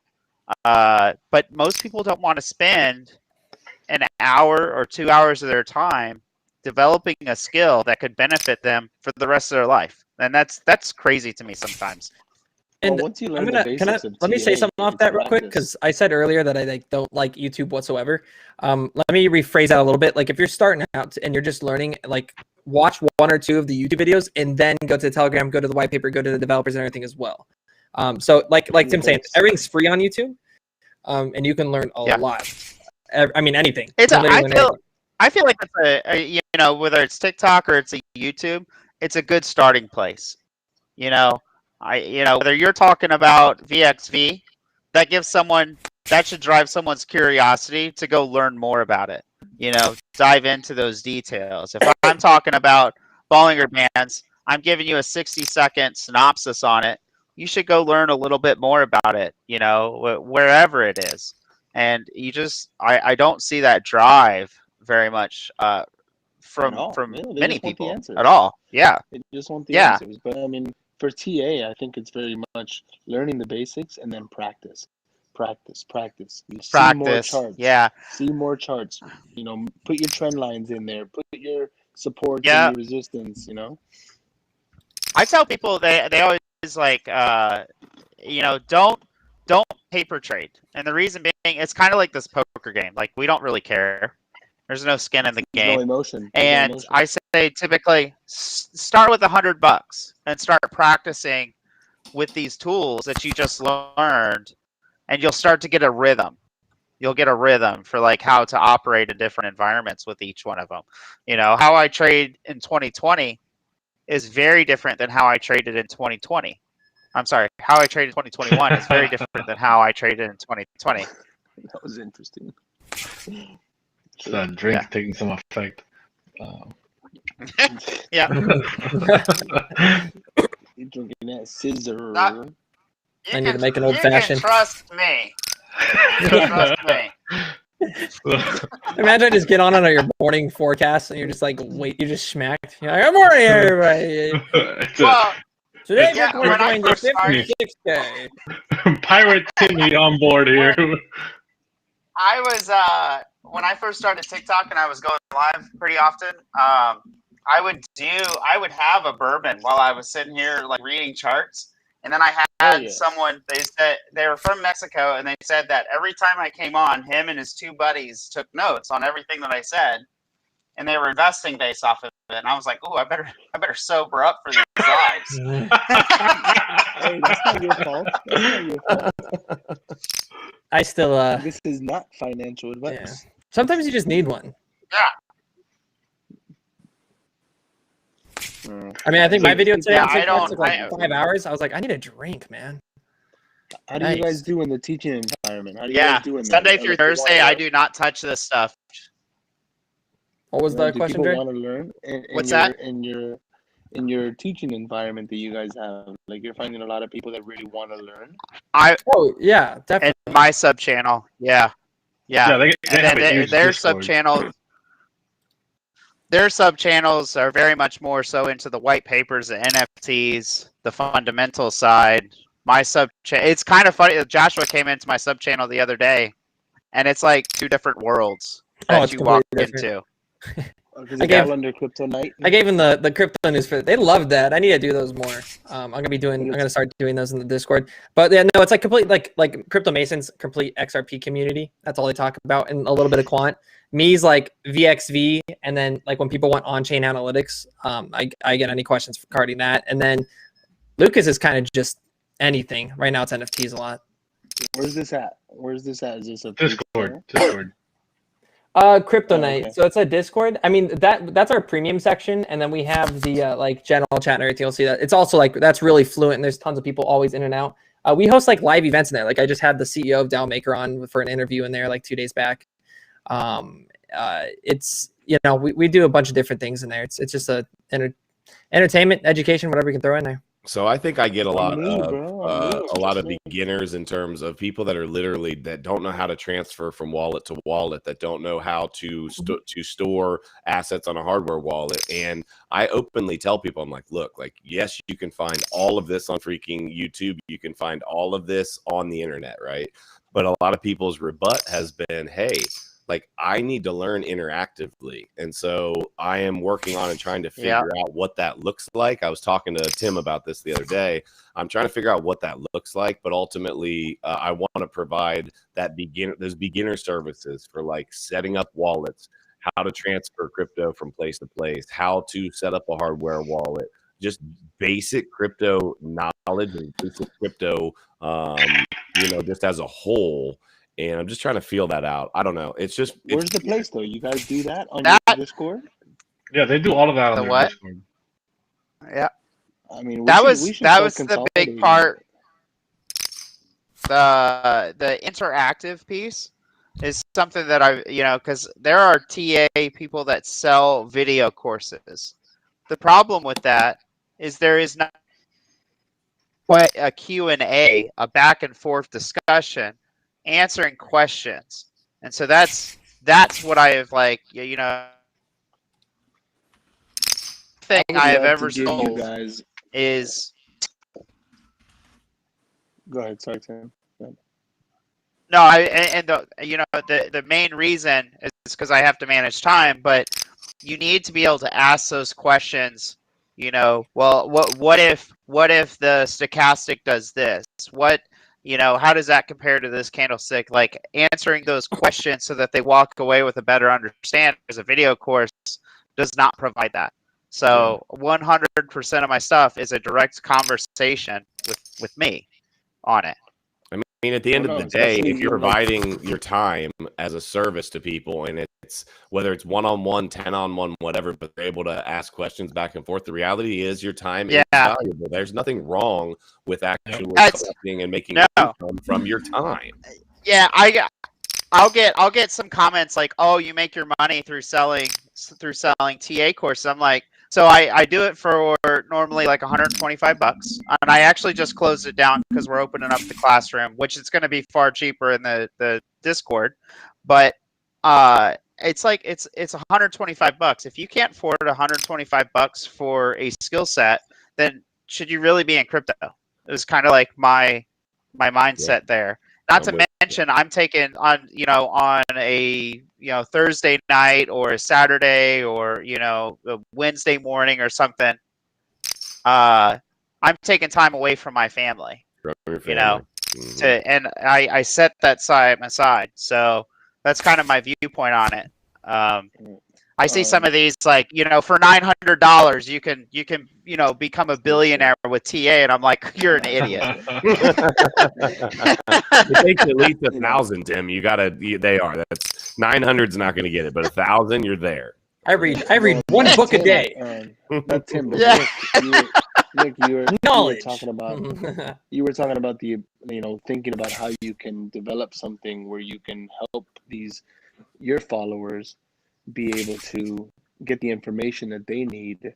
And I keep seeing a lot of this, and as I talk to different people, because Garrett and I had the similar idea, right? Let's create a community where we can have courses and teach people. Like, this is not a new idea, but what I think would be better as a community, even the people that we just have right here, is that you guys seem to be doing a really good job right now building your community and doing this. I would rather send my people, instead of doubling the effort and trying to create separate communities, is just help strengthen yours. You know what I mean? Just like, hey, dude, guys, you want to learn? I should have played that river. Unlucky, bro. Send me over to Crypto Night where they have that. Yeah, I can hear you. Okay, cool. Yeah, sorry, my mic wasn't working earlier. Because I don't like the idea of trying to do it double and compete and like, hey, come over to my course. My course is really good, but I will tell you about this one platform that we found that is pretty phenomenal in the way that it allows people to interact, especially within specific courses or specific classrooms. I'll share it with you guys later. It's called Mighty Networks. I will say, like, one nice thing about the Crypto Night Discord is each one of us has a skill set that we bring to the table, or some sort of like major benefit. So like Joshua does the absolute best economic analysis and like macro analysis that there is. Josh, I got your number in that group, bro. Sorry. What do you got? You got another river card, Joshua? Sorry, Tim. Josh, I'm looking for one river card here. One river card, and I got you. No.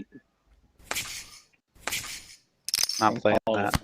I'm all in. No, chill. I'm just kidding. I'd say and this is just my personal viewpoints.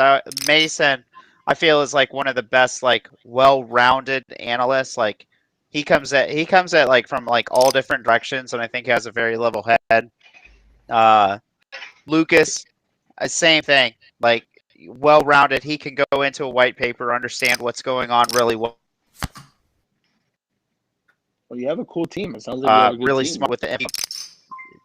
Yeah, I feel like we all kind of like balance each other, and we all have very different styles of like how we do things and stuff like that. So I think it's cool that it's we recognize that. I want to short your guys' self. I wanted to short your guys' self either, like saying you don't want to compete. Because I mean, like, we've definitely built, like, we have a tired LLC company and everything, and like there's like actual like equity and everything behind the project now and everything. It's like, so like with what you guys have, as long as you guys got motivation, like Crypto Keeper's talking about, it comes down to, I swear, still to my clients to this day, I have like very few left from, I don't have the time anymore, but I was charged about same thing as Tim, $125 an hour, and I would be doing like, I would sit down with them for an hour, and at first I would think, oh, I'm gonna have to explain the ins and outs of blockchain technology and how, M2 squared equals this, equation that correlates. It's not like that. It's all, hey, what app do I need? Oh, Coinbase. What's MC Coinbase? squared. Yeah. MC squared. Yeah, sorry. Correct me with that. That's my point. So it's like I thought, like, they want to understand the math, how it works. No one cares about that. They want to know two things: how to buy crypto, where to store it. Actually, I'd say three things, and where it's going. that's all the questions are going to get ever. So if you guys develop a Discord, how to make money, like that's it. The ultimate goal of everybody that invests is how do they make money? Yeah. Yeah. That's all the questions that you ever get when on live. Is like, where do you think this is going? Is this going to go up? What do you think about? One recently has been about Dogecoin and the Ethereum founder joined Doge or something like that. People keep asking me about that. I say, what do you think about Doge now? It's like, dude, I don't care about Doge. I like Doge now. If you look back, Did you just say you like Doge? Dude, Doge from a marketing standpoint, it won. Every other shitcoin, the tokenomics behind Doge are shit, but that thing is going to go places. I mean, it is one company away from Amazon marketing going to $1 just off marketing. Like, this is why you see M&M's, Snickers, Mavericks. It's just a trend now. So are you saying you would invest in Doge right now at 30-something cents or whatever the hell it's at? No, just because the market in it at 19. But if you're making trades, that was 100%. One of my calls. Was 100%. Like, I'm not like call. The tokenomics are shit. It's just from a marketing standpoint. It's now this, and here's a real good thing about Doge is it brings people in, which Doge may be like their starter like drug to get into crypto, and then they gravitate out into something else, and that increases the market caps of the cryptos that we love and stuff. And so I can understand that analogy, right? That's why you threw that one out there, right? It's awful. It's definitely better. It's awful. You got to just tell people. You got to say it's the nicotine of crypto. You're gonna have an itch for it. You're gonna have to get patched up afterwards, and you might have a hole in your lung because that thing you might have. But it got you there. Now you understand. This is shit for the space. Right. I was talking to but cigarettes are the number one. Nicotine's one of the largest industries, right? That's your Doge. Yeah. I was talking to a crypto couple the other day, because one of our things, and Miguel and Nick can answer this, is helping creators. Like, what we do well right now is merch, right? So like helping you not have to worry about that. I'm a pretty decent graphic designer, so I come up with designs, that Nick is showcasing now. I come up with designs, and we basically just like do it for you. Is that your beard? Yeah. And so we were talking to crypto couple, and then Garrett says to them, like, we're trying to build a community with education and all this. And it was interesting because they were like, yeah, that's basically what everybody has told us that they're trying to do. They want to get us into their community. I'm like, and so after the conversation, I said to Garrett, I was like, look, it's not that I don't think that we could do this and do it well. It's that I think that we do better to help promote people that are already doing this well. You know what I mean? Thank you. Oh, wow. Nice. Well done. Nice. Throw away a flush. Threw away a flush. Damn, Tim. How many are you sipping on? Apple juice or like apple juice? Yeah. Yeah. I'm focusing more on the conversation than the game. Years. Yeah, and Dre, I like what you're doing 100% too. Like, I think, like, on our end, like, we have like an entire like staff at this point that are like running everything. But I mean, from like, I would say, like, in this space right now, there's so many people just starting, so many people that don't even know what Twitch is. But I mean, when it comes to, I was just kidding. But I mean, when it comes to running Discords and all these things, people don't understand these. So it's like, if you guys can, definitely help people by, doing merch or anything, there's a lot of, there's so much money in crypto. You guys just don't short yourselves. If you guys have knowledge, you just don't also over promise. Don't be those guys, be transparent. If you guys don't know something, be like, I don't know. That's something I was, I think that's like, for me, like my patrons, they have full transparency over my portfolio. I do not lie to them. They can see exactly my trades. I post every single trade, how much crypto I have, how much money I have in. And I just do that to show. I was like, guys, I had $25 in here a year ago as a 23-year-old college student.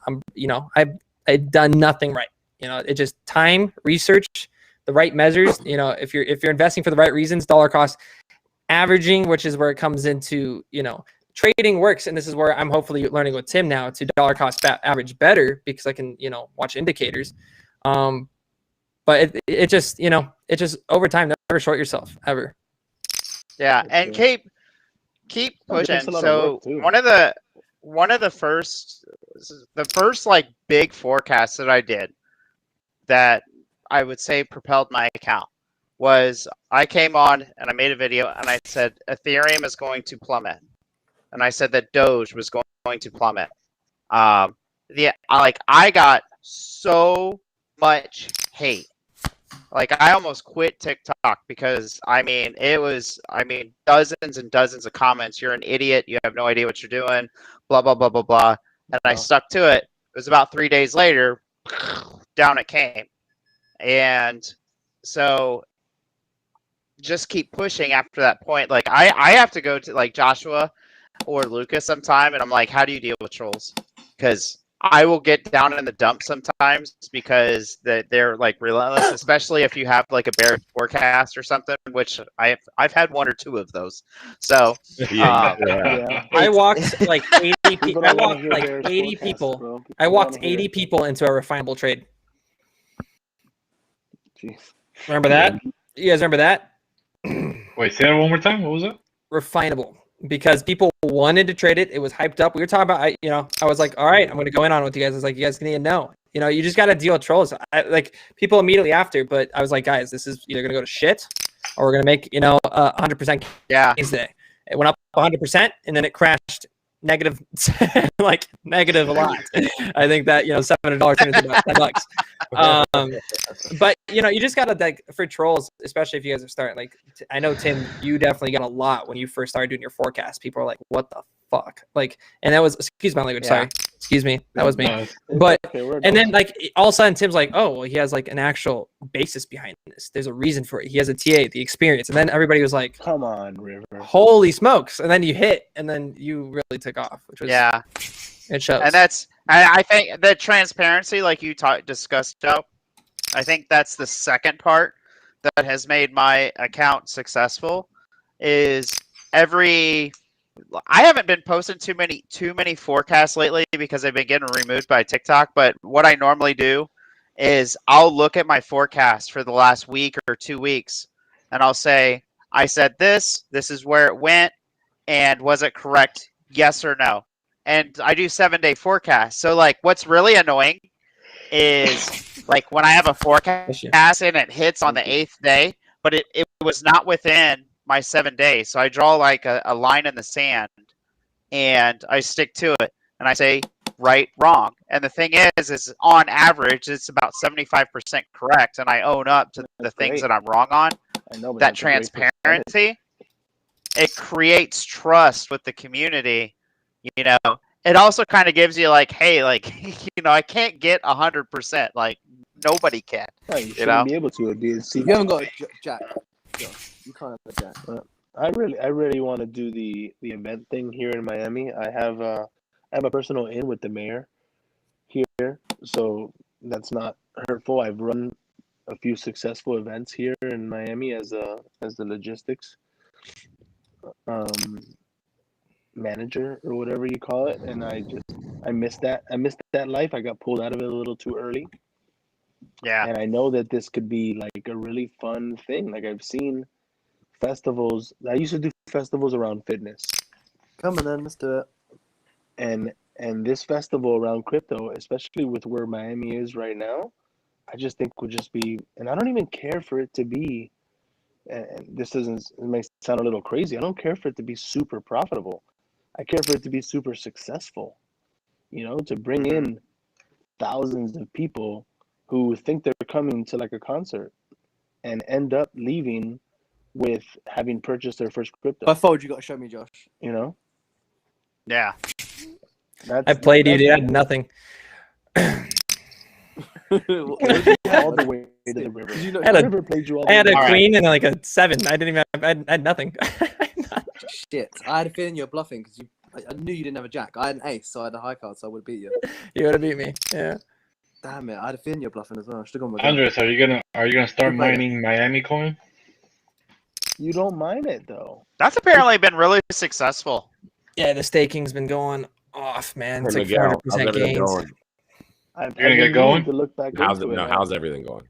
Oh, yeah, everything's going good. Got 13 people watching right now.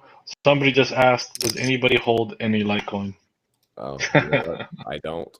Remember the I bought last some Litecoin a long time ago. Are you guys on Twitch or something too? Yeah, we're on Twitch and YouTube right now.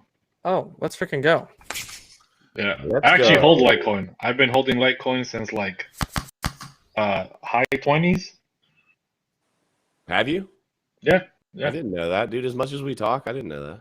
Yeah, I've mentioned it before. I'm pretty sure I mentioned it. I'm kind of upset right now that I didn't know that. I mean, Wait, what is it? You gotta check it. I've been holding Litecoin since it's like in the 29, 28 range. Yeah, that's nice. Damn. Congrats. Miami Coin is an interesting project though, and I hope that expands. But from what I read about it, and I need to go deeper for sure.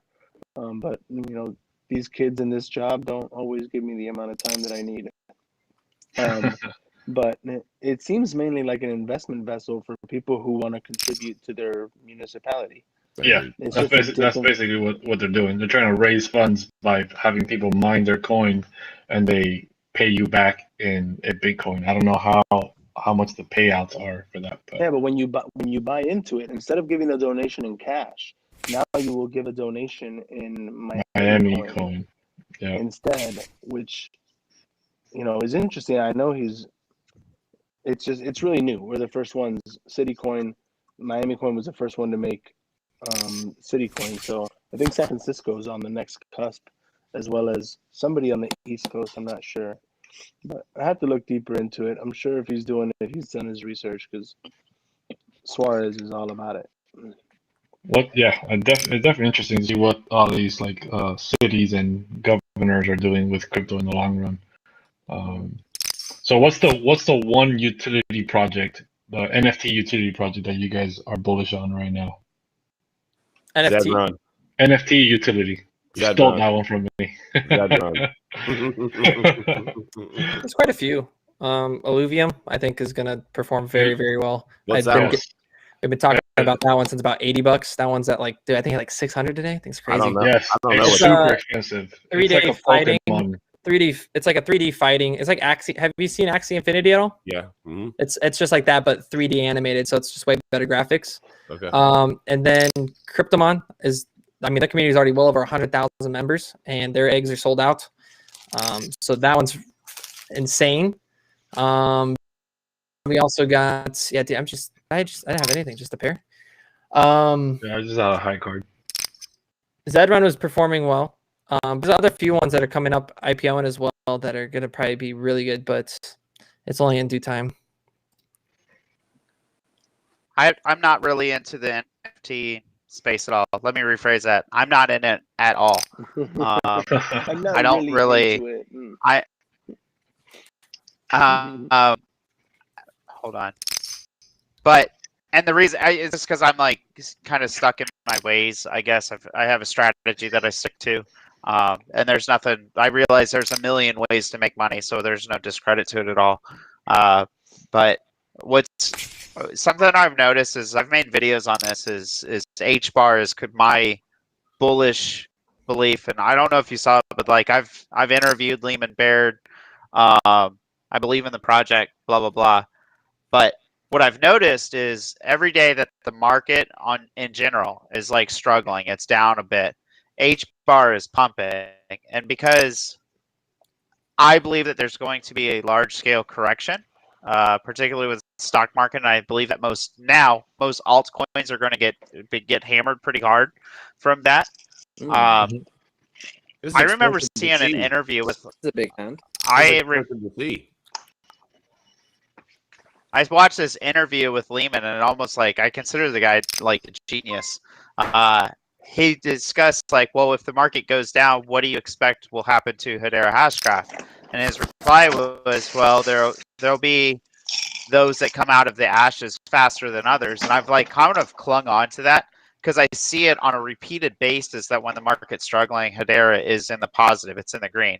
So if we have a large-scale correction, it makes me believe that Hedera is going to come out of those flames for what faster purpose? than the others. Why?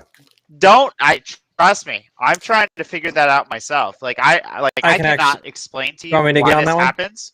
Yeah. Go for it. So the reason why is because Hedera is like a fulfilling ecosystem. It's just Hedera is completely separate than anything. It runs as a democracy. Hedera is an actual counseling member. So if like people like Google, IBM, Tata Communications, Boeing Airlines, when they come on, they actually join Hedera's LLC. They actually become a part of the company. So they're all using the tokens Hedera, like HCS. There's consensus service. Let me bet real quick. Their tokenization service, and everything runs through the network at a certain pace, and it's not paired to Bitcoin. They're specifically contracted through Binance. It's a hash graph, so it's not directly coordinated to all of blockchain, your regular blockchain. So it just has a different value set, I believe, and that's where it just comes. It's still highly speculative as we're still in beta, but dude, yeah, it's killing it. I have like a diagram, and this is something I don't share, is there are cryptos that follow each other. And part of it is like, there will be a day that I'm trading Ethereum type projects. So their chart patterns match Ethereum. Why? Because they're built on the Ethereum network. There will be a day that I try, like today was a Solana day. And then when the market is struggling, I switch over to Hedera Hashgraph. So like I have this whole cycle that I watch on a continuous basis on what I'm going to day trade, based off of like what happened the day before. So HBAR is unique in the fact. Just someone using the toilet. I had to pee, bro. That was funny. Special edition. Hey, at least I didn't bring the camera with me, right? So, like, besides HBAR, the fact that it doesn't follow any chart patterns. Ooh. Come on, weatherman. Let's see it. What you got? Come on. 106. What are you hiding from us? Show me those trip queens. Flush. Ace King. Flush. I had an Ace King. That would have gotten. It doesn't have, like, when you look at XRP or XLM, their chart, like, makeup looks almost identical to Ethereum. So there will be a day that I trade those cryptos. But HBAR is unlike any others, so it makes me believe that it's going to break out. It's one of the reasons that I invested into AMP the other day. Its chart pattern is very different than any of the other standard cryptos that people typically invest into. So I'm still confused by AMP. I don't know how it's performing so well, because it's just a collateral token. Like, it's so competitive in its space, but they're just landing partnership after partnership. Have you used Flexa yet? I want to make a TikTok on that. Flex is pretty dope. You can literally use it at Home Depot.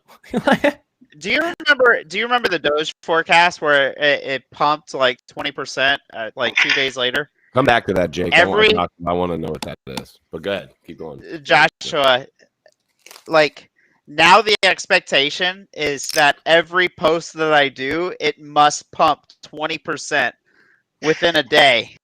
Or that's just those are the people you got to deal with, man. It's like so awful. The worst is when you want to introduce a new project and it's like at all-time highs, and like you just know people are going to ape in, but it's been on like VXV. Like I bought my like at $3, and then dude, it pumped up to like $5 like in a day, and I wasn't expecting that.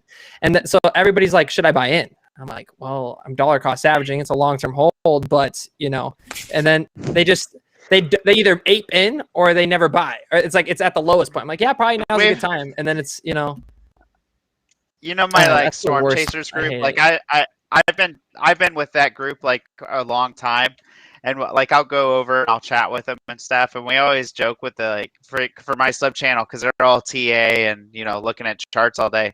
We always joke like Jason is one of the moderators, and he did it for me today, and he was like, watch the minute chart. The minute chart is really going to give you a lot of detail and information, and we know that their emotions are just going like this watching that chart. Yeah.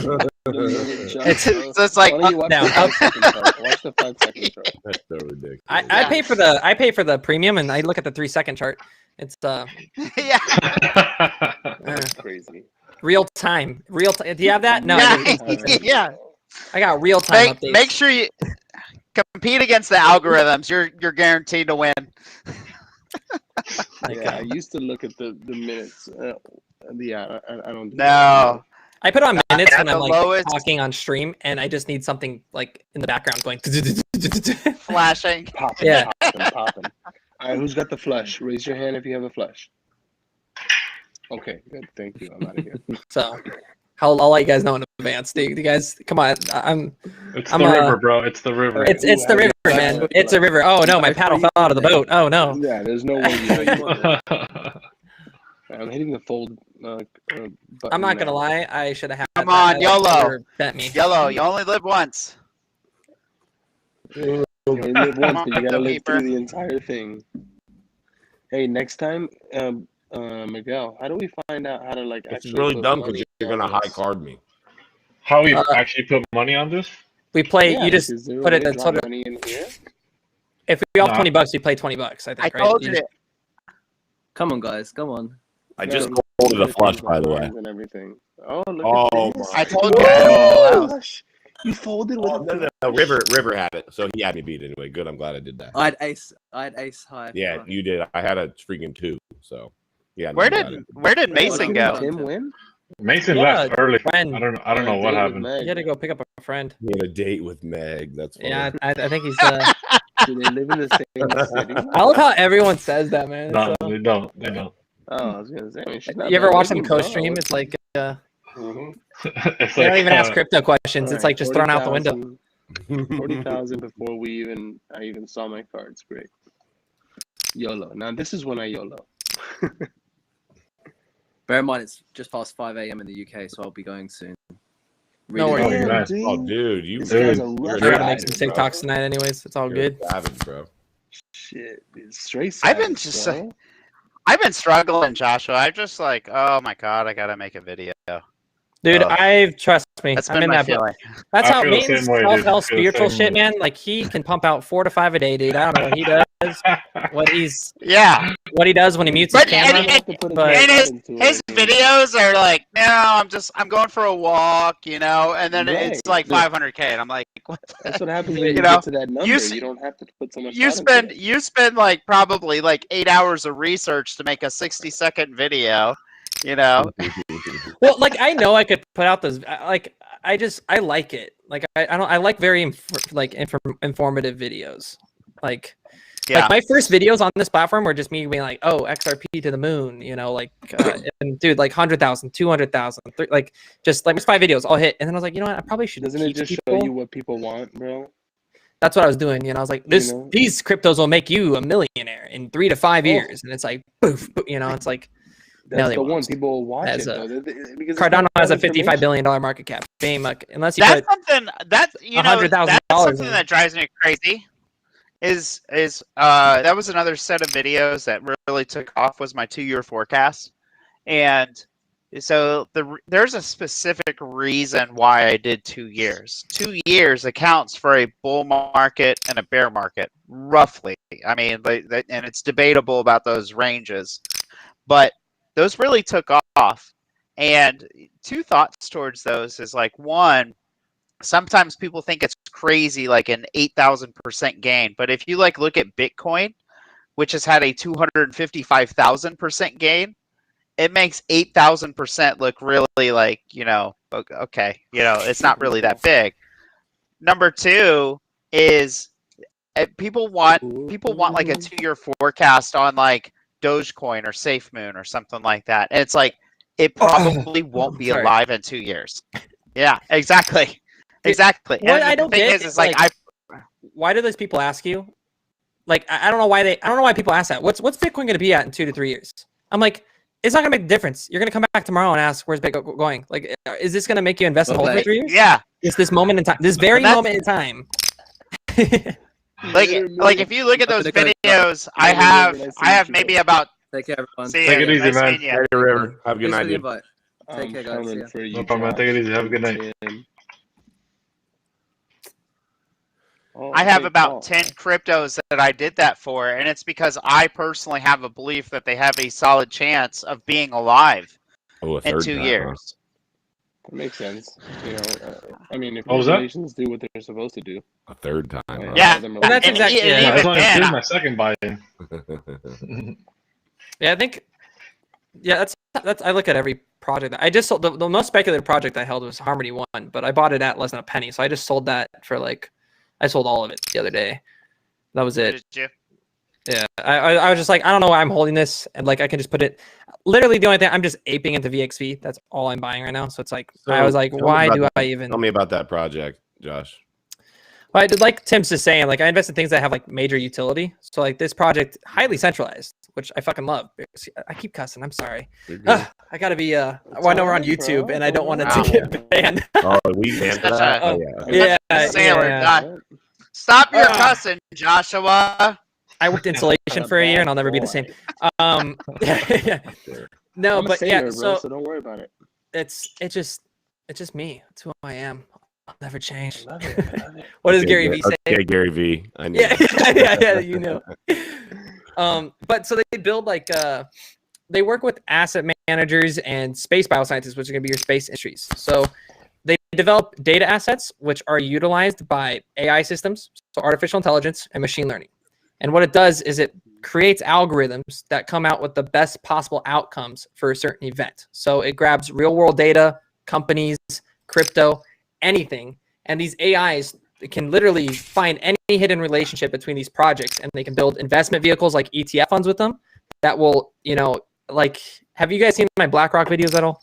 I've made quite a few on that. Yeah, I've seen them. So like, it can like depict conspiracies. Like I'm trying to go on the internet and find all the correlations between BlackRock and Bitcoin. If I wanted to build a data asset with this company, it uses blockchain.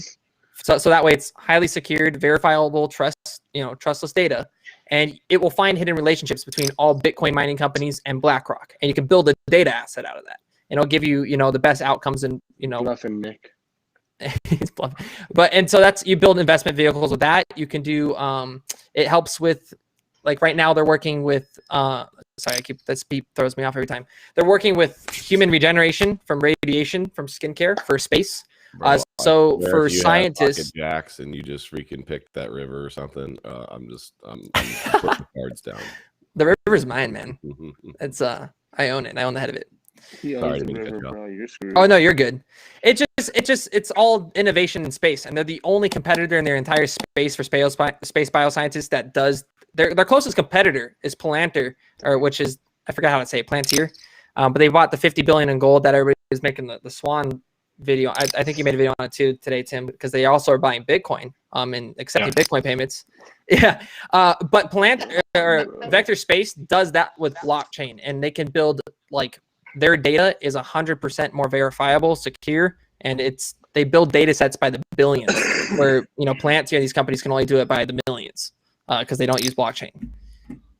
Some of these projects are so advanced in terms of like once you start diving into them, like the thing that I have trouble wading through, and I've been in since 2017. The thing that I've had trouble wading through is what is BS sales pitch and what's not, and that's where when you read a white paper, ultimately let's call it what it is. It's a freaking sales pitch. It really is. However, a lot of the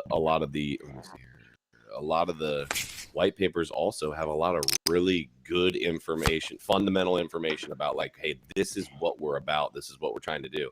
So where I have trouble is you're talking about how you talk to the devs and you're able to dive deeper into it. That's more of what I would like to be doing, long term, to actually get to know some of these projects better, because I hold things long term. I tried it, well, depending on what it is, like I'm a little bit older, so sometimes when I jump into something, I'm jumping in, kind of heavy. I don't know. It would just help a lot for me to have a little bit more. I believe in Ethereum. I believe in Bitcoin. I believe in Cardano. I believe that XRP is going to pump.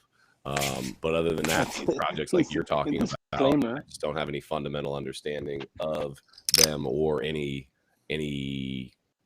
Yeah, it's just like information than just what is ready. Use the telegrams. Use them, man. Use them. Get into their communities. That's like So it took a lot for me today to say that my sentiment changed on on Bitcoin.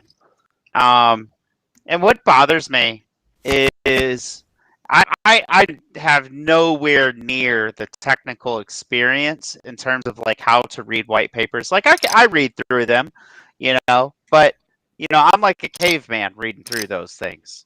I read squiggly lines on charts. That's what I do. And I'm learning more and more through Lucas, Mason, and Joshua, like how to go through those a bit better. But I look at Bitcoin, and I'm just like, I see the ETFs going after it, and that's a bullish scenario. But the first question that goes in my mind is, why Bitcoin? Like, it's so slow. It was a beautiful thing to create the crypto world, but in terms of like modern day store of value, that's the argument for it. The modern day utilization of it is really hard for me to grasp, and I think it's because 99% of people, including the ones running these ETFs, don't have a deep understanding of technology. They have the same level of understanding that I do, but like even I can look at it and I'm like, Bitcoin is really not the best crypto out there. Like if I was to say like what's the next one, and I'm sorry, just let me finish. Like XRP makes more sense to me as like a store of value or a currency than something like Bitcoin. Like and the argument is that it holds value. Well, it had no problem dumping 85% the last like 8 years. So it's a very difficult like argument for me to like absorb into my head. Yeah, I definitely agree that most people, the whole thing about Bitcoin and the adoption with the ETFs and all that stuff is because the tech is so slow. It's the only crypto that government and institutions can get their head wrapped around quick enough to pass regulations on. It's kind of like, so has anybody read the Bitcoin Standard at all or no? Yes. Yes. No. Okay. No. So great. I highly recommend that book. So I kind of like how it relates to. There is no point in the use case of Bitcoin almost whatsoever. As I mean, it's the same thing as why seashells, back in the 1700s were a form of payment, or 1600s. Yeah. Then we moved to gold, coins, salts. Then a transition, and we went to silvers, and then we transitioned with the paper money. And then at the same time, I was like, why is the U.S. dollar being used more than any other bill that's around the world?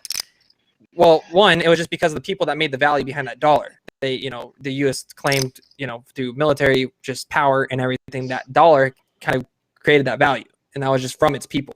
So the thing about Bitcoin is it's just so decentralized. It was the first to the space, and it solved the one problem that any crypto was meant to solve, and that was the double spending problem. As soon as that was solved, it started just flooding through the internet, and as the internet developed, and over time, it was just the first one to space, and that is literally the only reason that it is, where it is today as a store of value. Has the biggest market cap. It's the furthest decentralized, and it's the most adopted. And that's really all it is. But there's nothing past that. Yeah. I mean, now it has a use case and it's being developed, and that's why I invest into Polkadot, because I firmly believe Bitcoin. ETFs are getting launched on it. I don't think like that Ethereum is going to pass Bitcoin whatsoever. I think Bitcoin is going to have so much money flooding into it. All these developers and entrepreneurs are going to want to build and utilize off of it and use layer 2 solutions like stacks and integrate smart contracts and DeFi to utilize Bitcoin's network, which is why I like Polkadot, because it bridges over. Here's a question for you. Okay, so you say like seashells, coins, dollars, blah, blah, blah, that whole like pipeline. What comes after Bitcoin? That's the thing. It is. People aren't trying to it's an algorithm. It's a perfect solution to the double spending problem, and that will last not just decades, but it could very potentially be something that lasts centuries. It's like gold. There's nothing that's ever been the equivalent to gold, because gold has been such a scarce asset, which now, we're sending a freaking rocket to a meteor in space, and there's supposed to be like $10 trillion worth of gold on it, which would totally, collapse our economy. crush the economy. Yeah. So, you know, that's the thing of Bitcoin. It will only get more scarce, you know, over time, and it solves that problem. That's what it's good at. It is, you know, a store of value. No one can alter that. No one can change it. It cannot be mined. It cannot be found elsewhere. It exists to where it's at today, and that is, you know, over time, like you said earlier, people will die off. There'll be Bitcoin in their wallets that will not be accessible anymore. Yeah, and then ultimately, I think that on top of that, it's something as simple as, hey, as of right now, with where we're at right now, it's one of the only really two, and Ethereum is looks like it might possibly be in question as per what you were talking about earlier, Josh. Like there is actually some clarity there. So in the crypto space, where is there clarity? There isn't even clarity on freaking stable coins. There's not, like, it's not there. And so how much did you just no it's just not there. And so ultimately I just feel like, you know, that's what's there right now for Bitcoin is its ability to store value, its ability, 21 million being its total cap. There's going to be no more, you know, and then ultimately right now we just have absolute, like, okay, guess what? You can invest in this and it's not a security. I mean, I don't know what else you can really say besides that. It is kind of slow, and it doesn't solve. It's not a peer-to-peer like it was intended to be originally. So, well, that's where it's like evolving over time too with tech. That's like, you know, Stack or Lightning Network, you know, that utilizes that, makes it available for smart contracts, DeFi, instantaneous transactions. And that's where I was like, I think Ethereum is going to be that top ecosystem, definitely as a competitor to Bitcoin.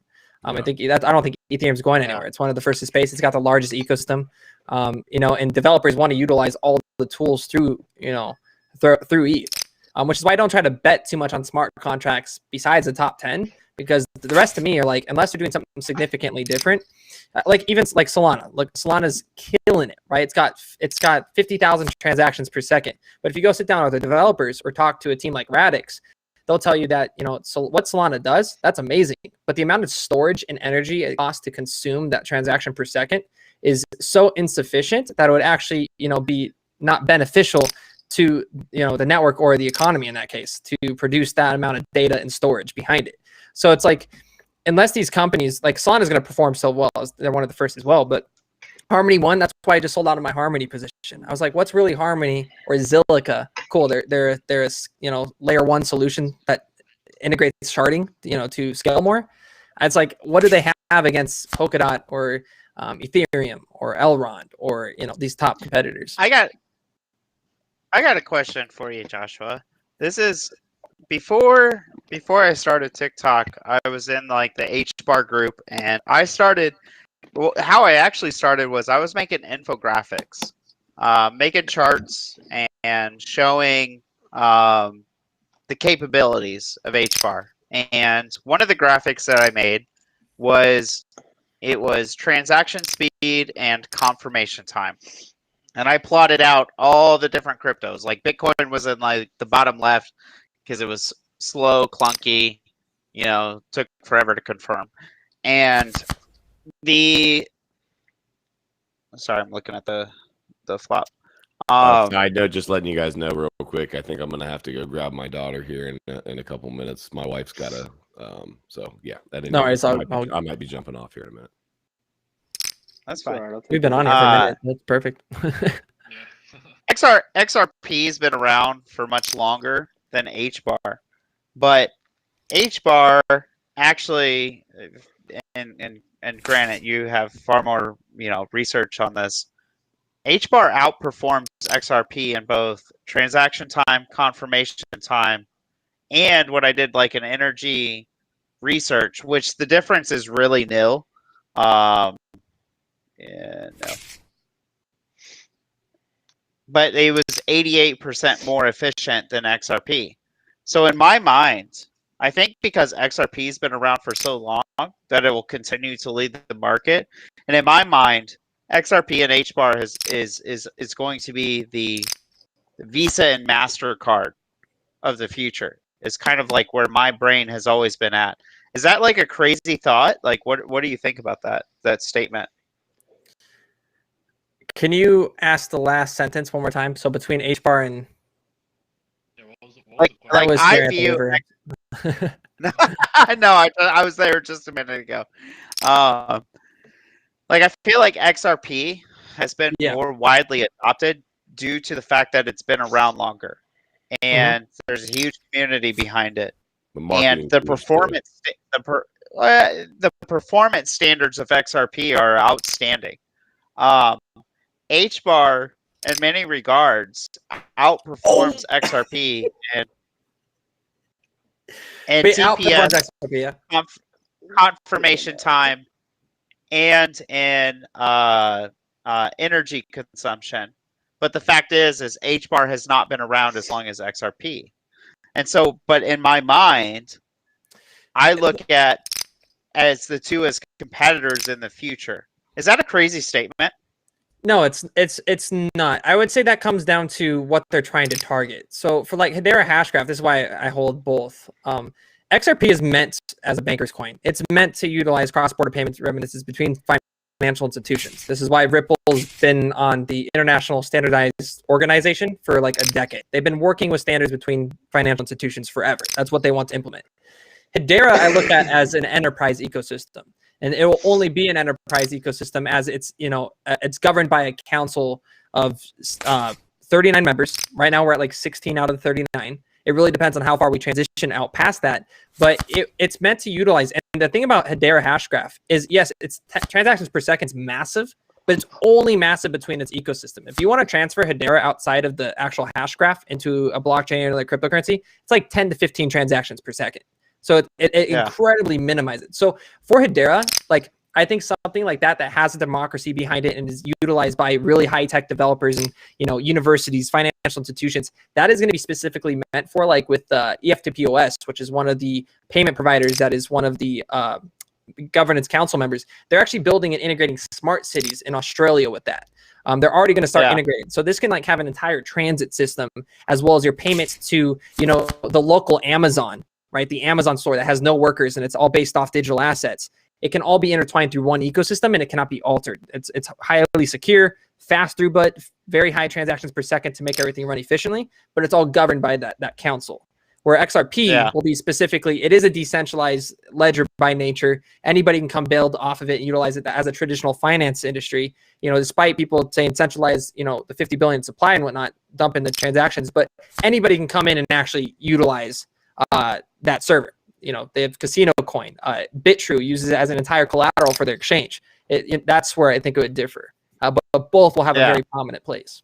Do you like BitTrue, by the way, Josh? That's where I've been. If I can trade, you save so much money because you can just buy XRP and pair it to anything. So it's like I have my XDC and stuff on, and it's instant. I don't have to sweat my Ethereum for 15 minutes. Why isn't this? I swear that's the most stressful thing. You send it to a new wallet, so you test it with like $10, pay the stupid gas fee, and then you send like all over, and it takes like an extra 2 hours, and you're like, I'm with you, dude. I'm with you for sure. I can relate. Miguel and I were even talking about this. Even as comfortable as I am with my hardware wallets, I literally I always do a small test transaction. Am I crazy for that? Even though I'm fully comfortable with it, I'm always. I mean, is that dumb? Am I being just? It's not. If I just full send it now. If it's like Ethereum or Bitcoin, because I don't want to pay the $60 gas fee sometimes. But yeah, if it's like any other ecosystem, I test every single time. Ethereum, I've done it so many times I kind of just trust now. I just don't think I mess up. I double check everything and I feel comfortable. But for people that are new. Dude. I always tell new people to do it, no doubt.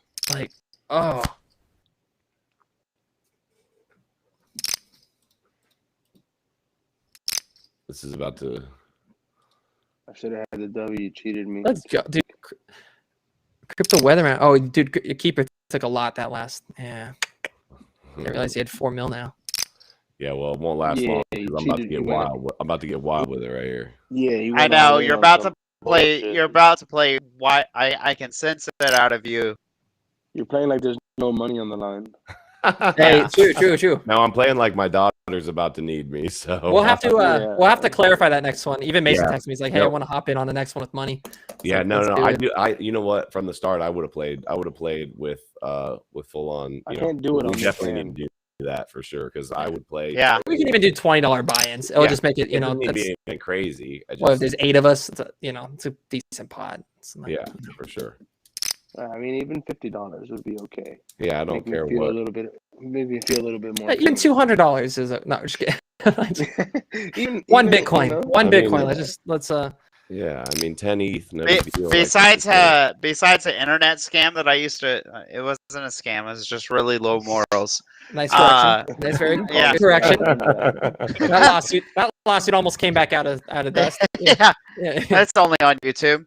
I would go to Vegas as a college student, and I would play in tournaments. I did pretty well at those tournaments, but I would explicitly play at nighttime when people were drunk.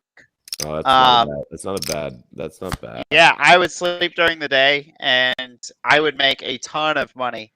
If you did, my nickname in college was Timmy Ruthless, and Tim. I had to. I do. I do. I had to fund those escapades somehow. So. How old are you, Tim? Crypto didn't exist back then, so I had to get a little bit more frisky than what the stock market would offer. Isn't it crazy though? Like, crypto can really change someone's life like significantly quick, and this is only going to be like this for like 3 to 4 years, 5 years max. I mean, as soon as the ETFs pass, like regulation comes quick. You start seeing what digital dollars, whatever comes out, and this drastically changes. I was like, we're in such an innovative time. Like, this is literally going to be like what determines.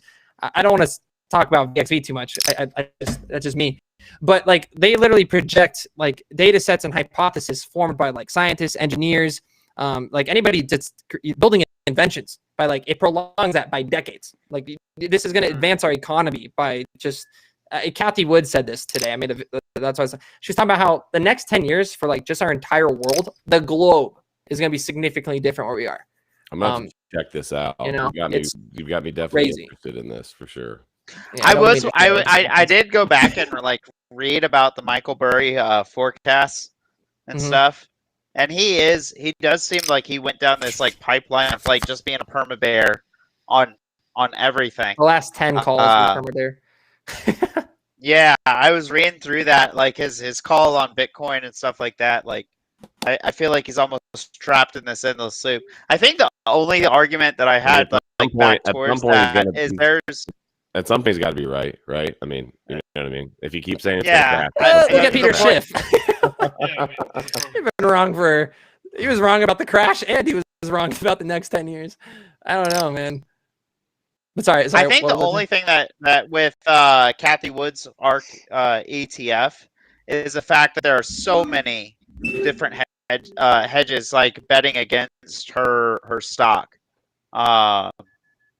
But it comes, and I completely agree too. And she's like all the way into EV. Scion, Scion Capital is actually one of the lesser known hedges that is betting against her right now. There's like 4 other ones that I felt like massive, like bigger put options on that ETF than Scion. And that's where a lot of people are going to be betting against her too. Like, I think it's really like, some of these asset managers like Michael Burry, I would love to sit down with him and talk like, what does he actually fundamentally know about crypto? Like, I want to know if he actually understands decentralized finance. What comes like, because I mean, at this point, like, I'm not, like I even said in the video, I'm not a financial advisor. I can't compare myself to like Michael Burry, but I know I've done thousands of hours of research into crypto at this point.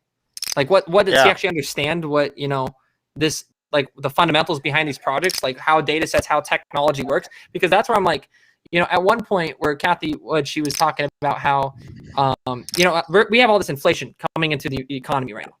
But if you've noticed, like growth stocks have been on a steady decline since the beginning of this year. After the major run up they had, after all the money printing and everything last year, they had a huge skyrocket. Then it transitioned, and we've been dropping, and it's like, this can like project us, and this is where the transition comes into a digital space, is where it actually starts becoming deflationary because of all these innovative growth stocks are actually producing that much money, or they produce this. It's just going to be a transition in value.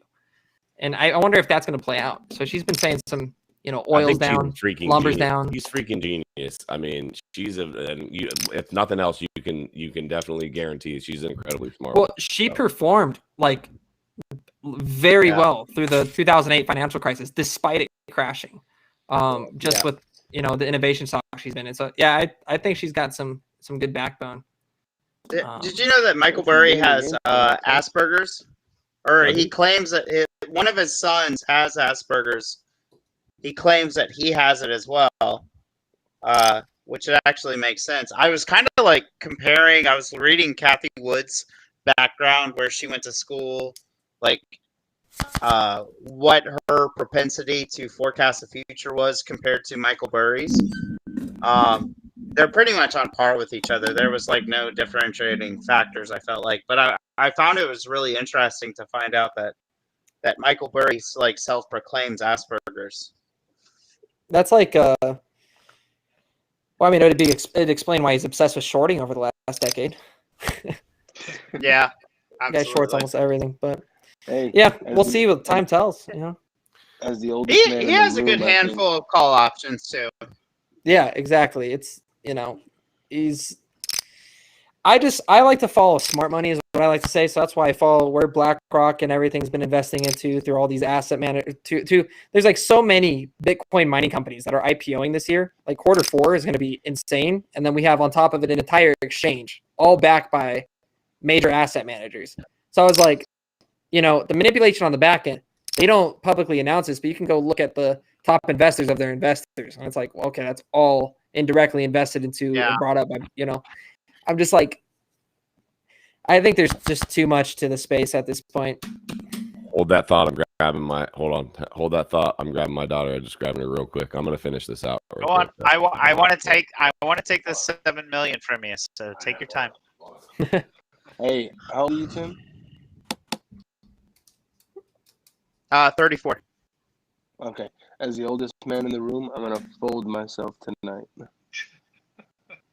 That's fair. I don't know what you talk about, man. I have 17. I'm 40. I'm 48. I've seen things, man. Yeah. I've seen things. Where did you get that skin, bro? Because you're living in someone else's skin for sure. But, I tell you, I take mud baths on a day-to-day basis. It's mud baths. I'm telling you. It was good to meet you. You too, man. Tim and Josh, it's great meeting you guys. Let's do it again next Friday and put some skin in the game for sure, so that Crypto Keeper doesn't just keep going all in every 5 minutes. Watch it. All right, guys. You guys have a great night, This is where like strategy goes out the window, because I know he's just like betting wildly like right now. And then he wins. I think I killed everybody once at the beginning of tonight. That river was doing me well. I need to hear about all your river plays. Hey, if you guys were to quit right now, just know that Crypto Keeper's on his second buy-in. Hey, so listen. I have it written down. I actually screenshotted too when he was on the sidelines. I never bought back in. I only bought back in. Neither did Josh. Come on, dude. I'm just sitting here doing data crunches on these flops. So data crunches on the flop. All right, guys. You guys have a good one, man. Great meeting you again. Good night, brother. Take care. Look at that. Pair of three. I'm telling you, bro. You won with a pair of threes. What were you playing? Well, it's 1-on-1, so weaker hands play better.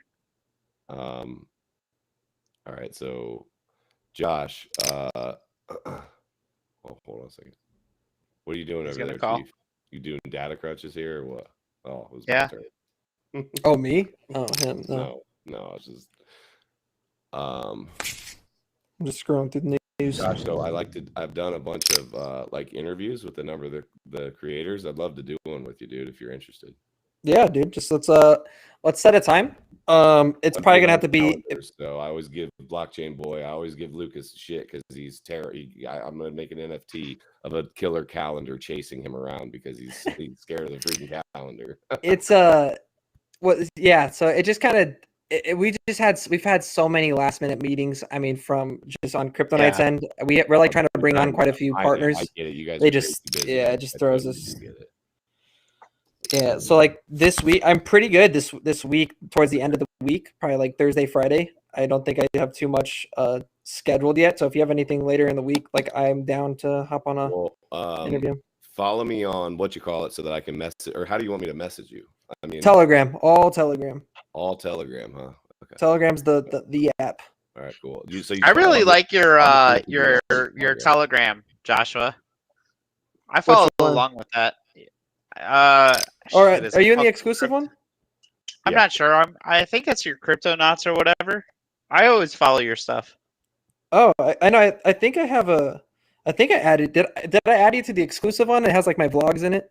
I don't know. I don't know what Twitch is, so. Well, because the Cryptonaut one's good too, but I also have I'll add you to them if you guys want to be in it. But it's just my daily vlog. This was really impressive. Was when I saw your notes. Yeah, that's like, you're in the right chat. That was my notes for the one video today. That was pretty awesome. Like your personal notes for your videos and stuff. Yeah, I'll go like watch like interviews and just take notes and listen to conference calls, and then usually I formulate a decision based off that. So like today was Kathy Wood, so I went and watched a couple interviews regarding her on the recent Michael Burry shorting of her innovation ETF. Yeah. So I wanted to understand her better because she talks about how our economy is going to be deflationary in the next 2 to 3 years, right. And that this inflation is going to subsequently, gosh, I can't speak tonight, just transition. It's going to be transitory, like what the Feds have been saying this whole time. So as people have been, everybody's been against the Feds, like, oh, they're this inflation's bad, this is going to kill the economy. She's like one of the only people I've actually listened to that are like, well, this is actually going to transition pretty smoothly. And I was like, it kind of makes sense because how like when everybody cries wolf, it does, Bitcoin does it. Oh, Bitcoin's going to crash. Oh, well, it goes up. It's the same. I was like, what if this whole time, all this media, this FUD is FUD, and like Jerome Powell on the back end's been doing the right thing. Quantitative easing is it's been needed. It was needed to get us out of 2008's financial crisis. So is what they're doing going to transition us into a digital period? Like, I don't know. It just my thoughts on the market. So I'm just trying to understand her side and viewpoint on things more. So I just Hey Tim, you're done. Good night. Right now. Good night. Are you serious? Wow. Not my first rodeo, bro. Wow. Oh, man. Oh yeah. That's called an old bull trap.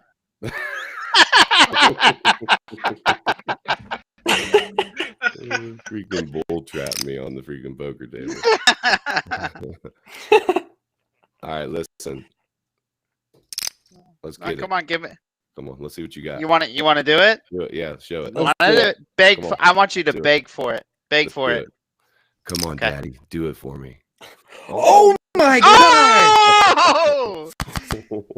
Oh damn! Come on, King High. Come on, King High. Come on, give me a queen. Come on, King High. Come on, King High. River. Oh,